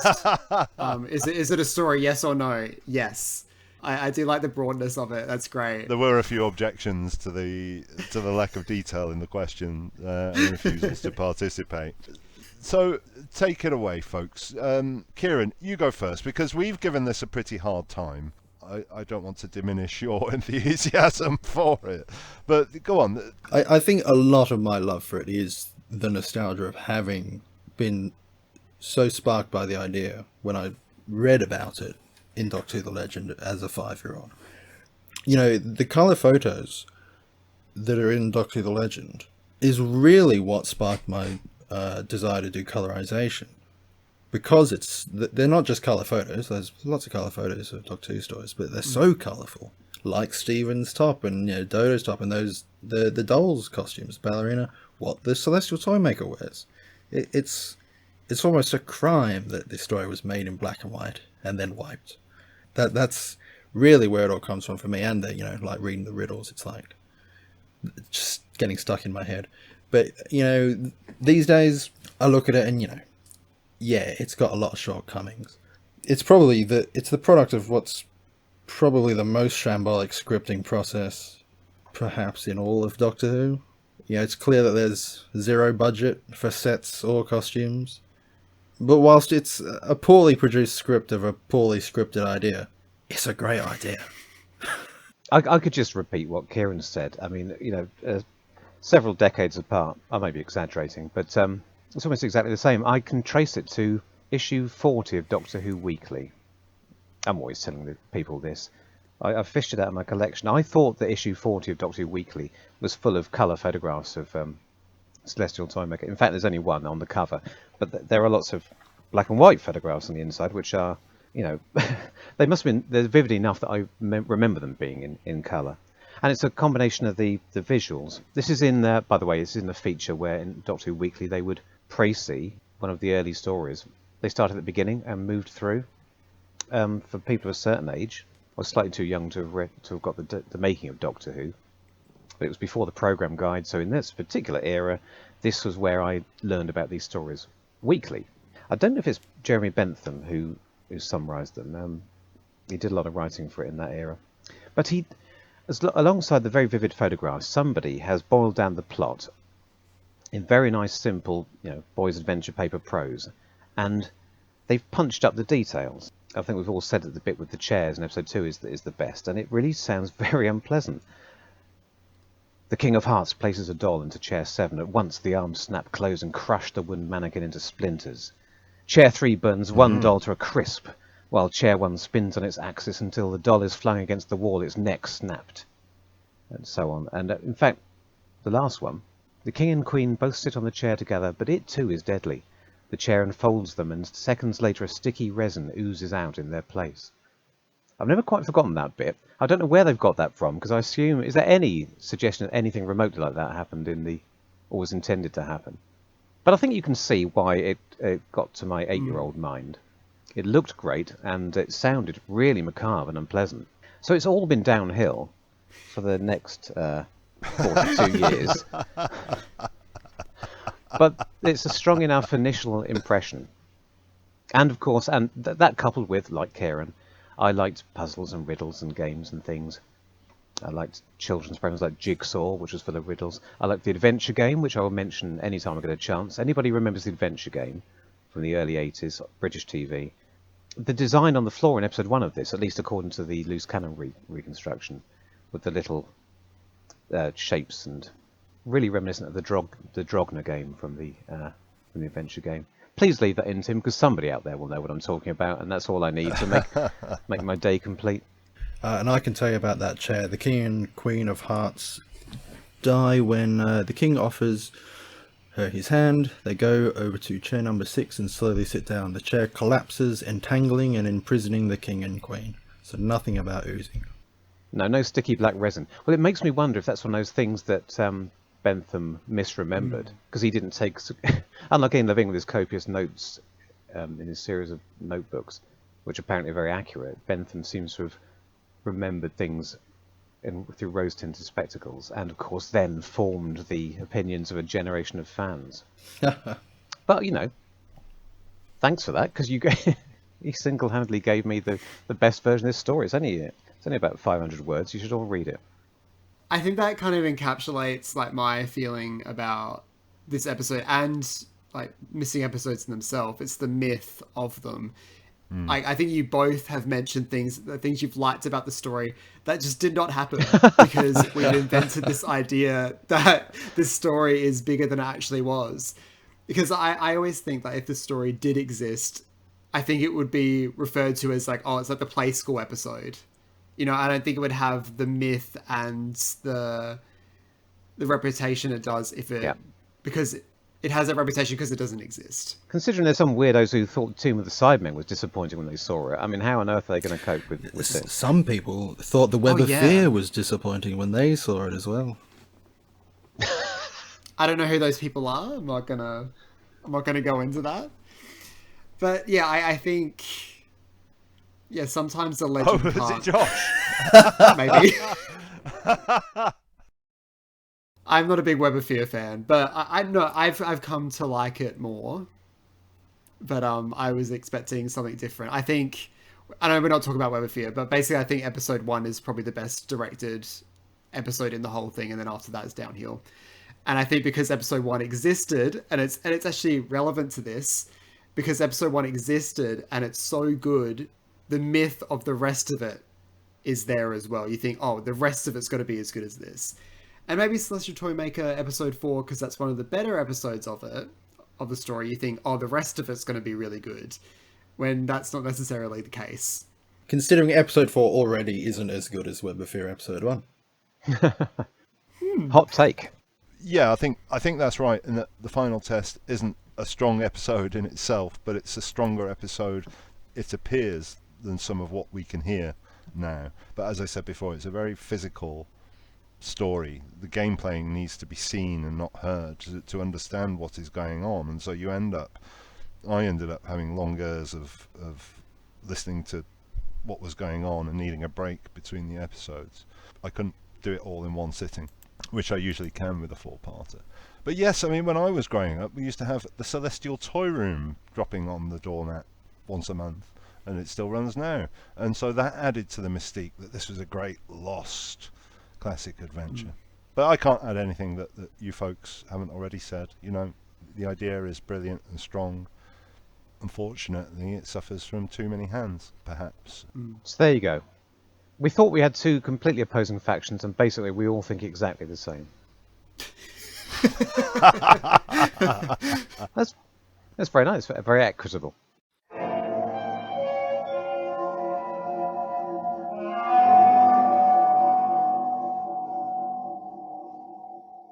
So as ever, we'll get on to the missing episodes aspect. Just quickly though, Kieran, why do we have all these lovely colour photos? Do we know why?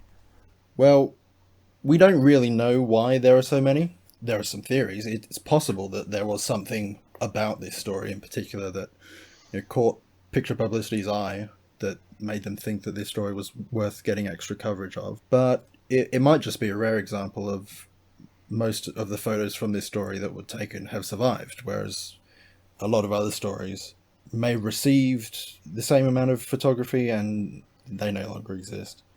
So I just wonder, we're missing a trailer as well for this, aren't we? So the entire episode 1 was transmitted from videotape, but also transferred in its entirety to 35mm, and this is thought to be for a trailer, 35mm providing the requisite standard.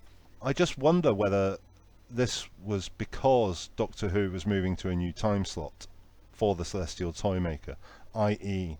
550 rather than 515. Perhaps that's why there was cause to have more photographs taken. Well, what I can say about the photos that we do have is that we've got photos that were taken by John Wood, the director. We've got the design department photos, and we've got Radio Times photos taken by Don Smith, who quite recently passed away. He's a legend of British television for his photography. And we have BBC picture publicity photos, which is where all the colour photos seem to come from, because some of the original transparencies have codes from BBC picture publicity on them, which is not a definitive indication of their origin, because for example, some of the Tomb of the Cybermen Radio Times colour photos also wound up getting picture publicity codes on them at some point. But the big point is that the codes for these Toymaker transparencies includes the initials AF as part of the code. And Alan Ferdman was a picture publicity photographer whose initials are present on the back of some of the BBC prints for photos from episode 3. So you can be reasonably confident that this points to the colour photos being BBC publicity. All of which adds up to a very high number of photos for the story, at least from the first 3 episodes. I think there's a total of something like at least 150, I think, in total for the story, of which only 3 of them I could point to are from episode 4. There's 2 design department photos for the TARDIS set, and 1 colour shot of Stephen, Doda and Cyril holding dice on the hopscotch set. So whilst the reconstructions of episodes 1 to 3 are amongst loose cannon's best, thanks to the amount of photos they've got to work with, if the tables were turned and episode 4 was the missing episode, you'd have a lot of difficulty putting anything together at all. Like, we'd have very little idea of what the hopscotch set looks like, Yeah. So that's a lucky coincidence then. So Paul, why don't you talk us through the recovery of the final test, and then the missing episodes aspects. Well, the recovery is simple enough. In 1984, a staff member at ABC discovered episode 4 of Celestial Toymaker, the final test, in their film library while it was being cleared out to relocate what was left of the films there. And it was always thought at the time that it was a rather freak survival story because, of course, nothing should have been left in the archives. But what's confused some people is that ABC apparently have records of destroying episode 4 and not the first 3 episodes, which is rather peculiar considering that's the exact opposite of what seems to have transpired. So some people come up with a theory that the episode that was found wasn't actually the original Australian print. And the theory goes like this, so hold on to your hats. We start off with the Celestial Toymaker arriving at BBC Sydney in 1968. They supply Television New Zealand with a batch of stories from the Space Museum through to 10th Planet, all of which are broadcast over the next couple of years by NZBC. New Zealand elected not to broadcast the Gunfighters, which would have followed on from Celestial Toymaker for whatever reason, and therefore they lopped off the next episode title. So their print of the final test would not have said next episode. This becomes relevant later on. Celestial Toymaker was moved on from New Zealand in a larger batch of stories in 1972 and ended up in Singapore. Singapore aired it in 1974. So the final step in this theory is that Singapore then had a number of Doctor Who stories on its hands that it didn't want anymore and decided to return them to source, which from their point of view was BBC Sydney after this little adventure they'd been on, which could explain why one episode of the Celestial Toymaker ends up back in Australia, but not the copy that they originally broadcast, which had been well and truly dispatched from this mortal coil by that point. And furthermore, it was misposted, so they didn't in fact send it back to BBC Sydney but back to the ABC. Yes. Which adds to the freak element of the survival story. A very happy misposting indeed. But another strange coincidence, the person who found the final test in the archives in 1984 was also the person who may well have destroyed the original copy. And this is the infamous Jet. We've not mentioned him before, have we? No, we haven't. Right, Jet is this, which is possibly his forum handle or possibly his only given name, we don't know. Posted on the internet in 2003 and decided to get off his soul the fact that he was responsible for putting a bandsaw or an axe through all the original Australian prints of Doctor Who. So having admitted to that, he then, I don't know, to try and balance things out, said that he was the person who was doing a search of the programme vaults in 1984, looking for another missing programme, as he puts it. But this is how he came across a single Doctor Who episode that had been misfiled and thus survived the junkings in the mid-70s. And he personally checked with the BBC archives, discovered that this was a missing episode and he had the only print remaining, and put in motion the process of getting it returned to the BBC. So thank you, Jet. You came good in the end. In a way. People have debated endlessly the fact that he refers to having put his axe through the Australian copies of the first approximately 300 black and white tele-recordings. Now, to get to number 300 is not an obvious number, unless he's remembering extremely loosely. What does it imply? Extra multiple prints of some stories? No, I think it's just a story that's grown in the telling, a bit of hyperbole. So we've outlined. I hope you're taking notes, listener. We've outlined the theory, which was predominantly put forward by Wiped, as to exactly how a second alternative copy of the final test ended up in Australia. But we don't here at the Missing Episodes podcast think that that's the correct answer, do we? No, apparently not. The main reason why it can't be the Singapore print is that the Singapore print came from New Zealand, and the New Zealand censors made a small trim to episode 4. They cut out Cyril's line, "or you'll be killed," and that line is still there in the copy we have, so it's not true. So I think Wipe just tries to tackle this in that it postulates that they could have done an audio censor on it and run a bit of tape over the audio track. But unfortunately, against this argument is that the episodes still have different run lengths. So the New Zealand copy is of a different run length to the copy that was found in Australia. So yes, we don't believe it. And there was that ingenious explanation for why the next episode credit would be missing. It's also a fact that the ABC would cut off the next episode credit because they already knew that they might be repeating stories out of order. And you've answered my question, which was going to be, are there other examples of episodes that have censor cuts listed to be taken from them that we know for a fact were not actually cut, despite them being listed as supposedly being cut? But the thing about the runtime makes that null and void anyway. I don't think there are examples certainly that I can recount off the top of my head, because so very little has been found from either Australia or New Zealand. Yeah, well, there you go. Yeah. Certainly Australia anyway. New Zealand prints have made their way to Africa and been found, but the only Australian print that has ever been found was the final test. So pull your fingers out, guys. What are you playing at? But we did do the censor clips, though. Yes, thank you. By the way, there's a theory or perhaps simply a joke associated with why the final test may have been misfiled at the ABC, which is that they may have thought that it was a game of cricket. Nice bit of folk etymology there. very short game of cricket on a very small reel of film, but yeah, love it. I wasn't going to bother mentioning this bit, but as we're talking about hidden meanings in the phrase "the final test," apparently when the episode was returned to the BBC, Nathan Turner's first thought was not, "Oh, whoopee," it was, "Ooh, I wonder if this is a coded message. The Australians have found all the missing episodes of Doctor Who, and they're testing us to see how we respond. If we respond nicely, they'll give us the rest of them, and if we respond inappropriately, they'll destroy them." So apparently he flew down there to full of optimism and discovered that no, it was not a hidden message, and there was no more where that had come from.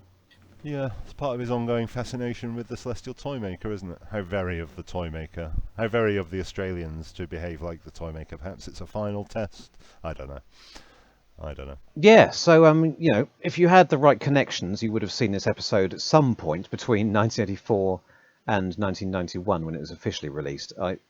I didn't have the right connections, but I saw it on the end of a videotape somebody that was in circulation. And then the rest of the world got to say, oh, in 1991 when it was released on the Hartnell years VHS, at that point it still had the next episode card missing. 12 years later, when it was digitally restored properly for Lost in Time, they did reconstruct the next episode. Yes, although there's a little curio there in that the camera script says that the next episode caption is simply "Holiday for the Doctor." But the ABC film assessment says that the next episode caption says "A Holiday for the Doctor." So it's thought that in fact it did say "A Holiday for the Doctor," but the RT went by the camera script and wrote in the slightly grammatically poor "Holiday for the Doctor." But I think the prevailing theory is that that's a mistake. It'll be interesting to see whether it's corrected down the line. Having said that, the same Australian paperwork calls the episode "The Final Test," just "Final Test." So who knows who's right?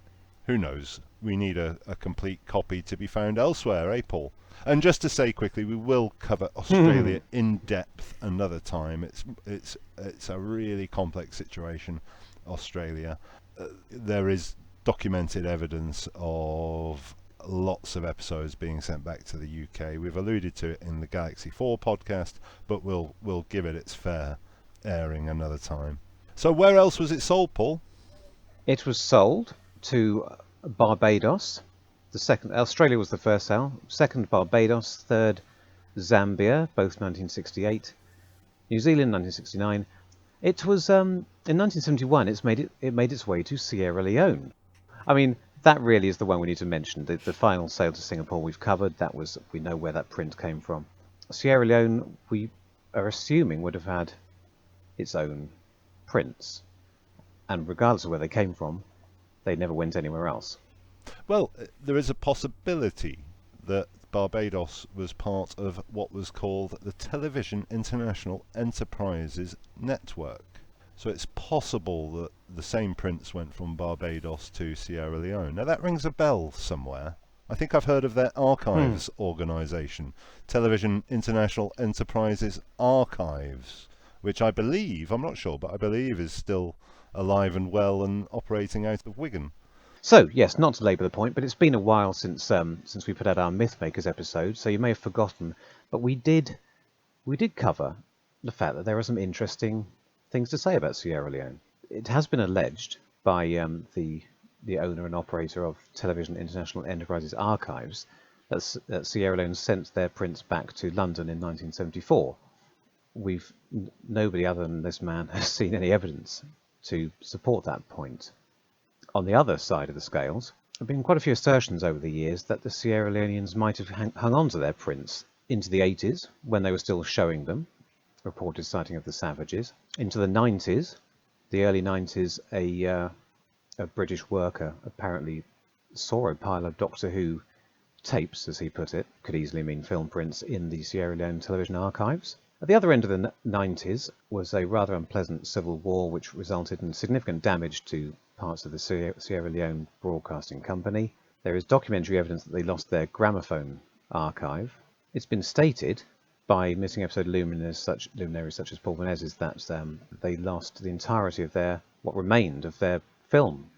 There doesn't appear to be any external support for this. Yeah, that's right. Well, Phil Morris has been interviewed by Toby Haydock, and he said that one of the rebel leaders during the Civil War destroyed a shed that contained any film prints, but luckily/unluckily, the Doctor Who films had already been sent back in 1974. This appeared to contradict what had been earlier proposed, and indeed, I think it's fair to say that Paul Menezes was caught out by this somewhat, and that I think he said that wasn't his understanding, but if Phil says it, it must be true.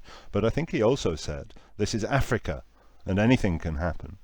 Now, just to cap off the story, and let's just assume that what has been said is correct, curiously, about 5 years later, Phil Morris revealed that he'd found 2 BBC films, amongst others, in a derelict cinema in Freetown. And happily, they were missing episodes of Morecambe and Wise, and they were broadcast on TV. So I've said it before, I've said it again. Does that leave the window open for a telling of a story where other films had escaped the SLBC and made it into the cinema?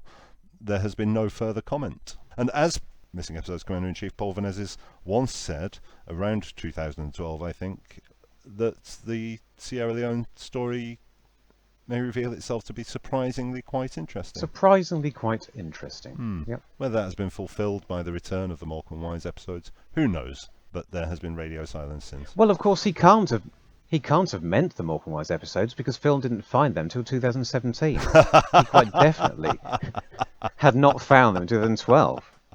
So, something else to come, which is exciting and which Paul cannot say because it's not his story to tell. We wait.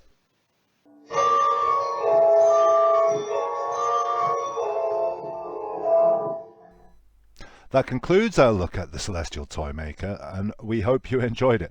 And if you have, please do give us a nice, preferably 5-star review with a few words on Apple Podcasts. Please look us up on Twitter at Doctor Who Podcasters with a DR, on Facebook, and just look for the Missing Episodes podcast.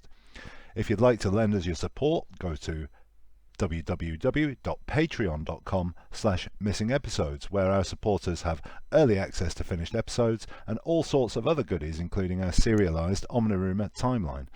Our mighty Kublai Khan supporters and I take part in a live monthly Missing Episodes chat, which is a lot of fun. Speaking of whom, thanks so much to all of our patrons, but especially those mighty Kublai Khans: Tony Carroll, Bedweir Gullidge, David Matthewman, Gary Gillett, Jess Jerkovic, Paul Cook, Ray Badrick, Simon Exton, Simon Whitehead, Sinead Morse, Tim Arding, and Unknown Consciousness. And a ton of thanks to B. Garrido for her assistance with this production. All that remains to do is to thank Paul and, of course, our brilliant guests, Josh and Kieran. Thanks so much, team, and we'll see you all next time for The Savages. Goodbye. Goodbye. I hope you liked our little games. Bye.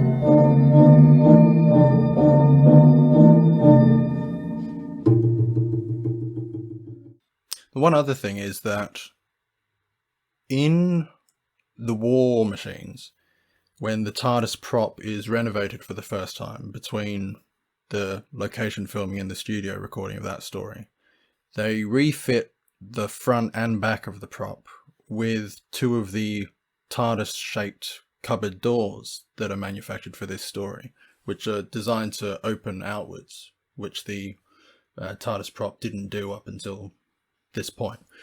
And to stop the doors opening outwards when they shouldn't do, two little knobs are attached, just like pieces of wood attached right at the top. So from the War Machines onwards, you see those, and that's because the front of the prop is replaced with these Toymaker TARDIS cupboards that have been painted blue from the white that they are here. It's also why the front and back police public call box sign changes colour on the front and back from the War Machines onwards. It goes from, I think, black text on white to white text on black, or vice versa.